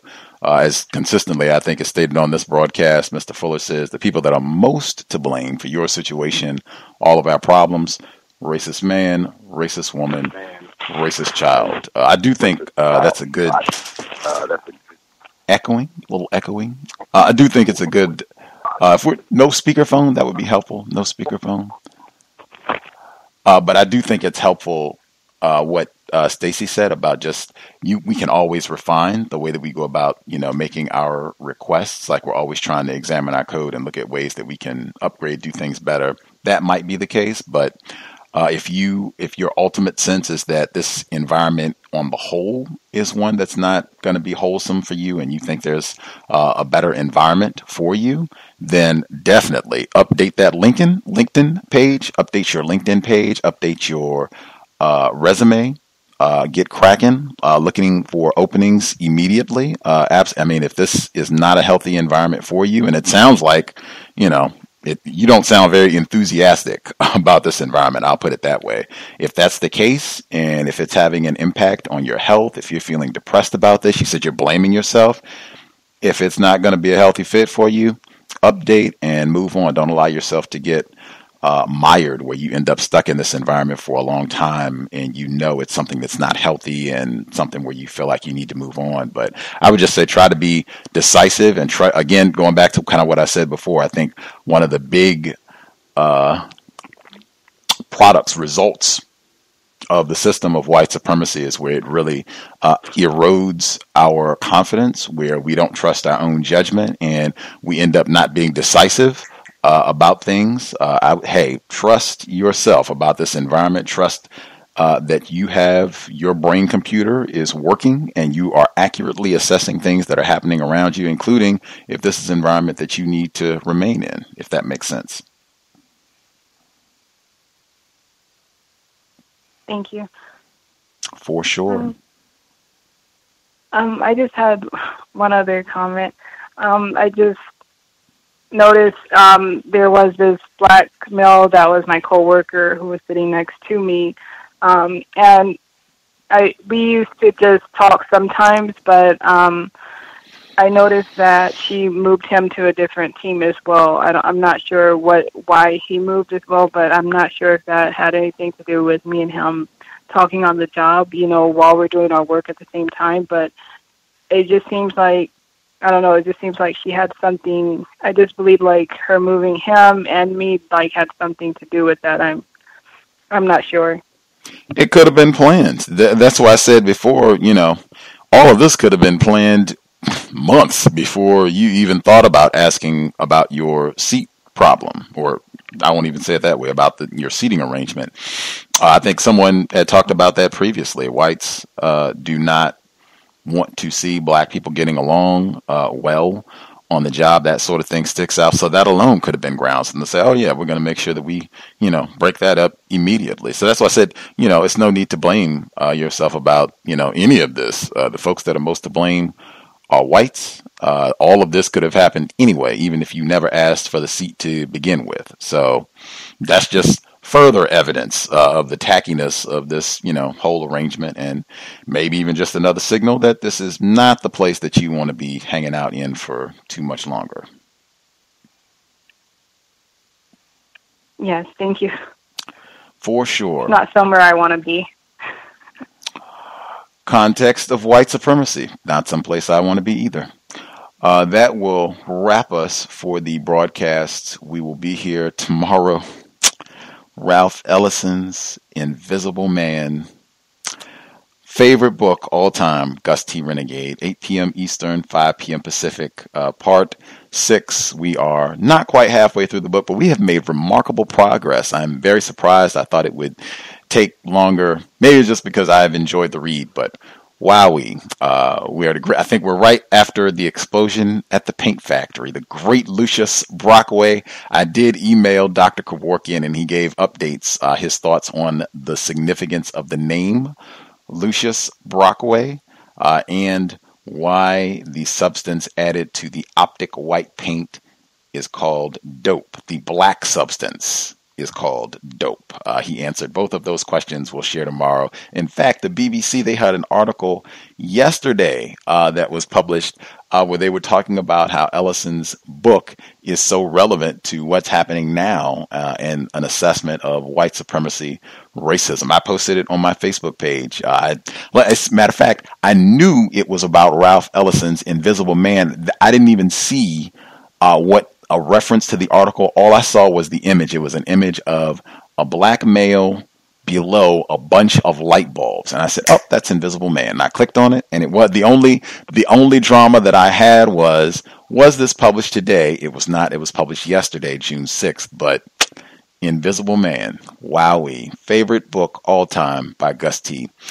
We'll do the compensatory call-in on Saturday, 9 p.m. Eastern, 6 p.m. Pacific. We'll catch up on what's gone down the last 7 days. Looking forward to checking in with folks. With that, thanks everyone for tuning in. Hope it was a constructive investment of your Thursday evening. Much obliged if you're listening live or archives. Again, I know it's summertime. The program is ending. The sun is still bright and shiny here in Seattle. It's a little after 8 p.m. Beautiful. It looks like it could still be middle of the daytime. If you are frolicking and enjoying all of this summer-like weather, sobriety would still be best. Racists do not take a vacation just because the weather is a little bit nicer. I think Dr. Welsing, Dr. Cambon, Minister Malcolm, many of the folks that we esteem, they would strongly encourage that we do everything we can to preserve our brain computers and health by being sober, so that we can crank out solutions to the problem. Racist man, racist woman, racist child. Certainly, if you're going to be out and about, you want to be sober and buckled up. Driver or passenger, let's do everything that we can to minimize contact with race soldiers, badge or no. That said, Creator, we ask that you help us remain patient with other black people, victims of white supremacy. We ask that you help us remain patient with ourselves. Remind us to demonstrate the highest levels of black self-respect at all times in all places, each and every time we are in contact with another black person. It has been time. Replace white supremacy with justice immediately. Cal signing out. Thanks all for tuning in. Nigga, you so brainwashed. I'm a victim, brother. Problem. You're a victim. I'm a victim of 400 years of conditioning. Shut up. The man has programmed my conditioning. Even my conditioning has been conditioned.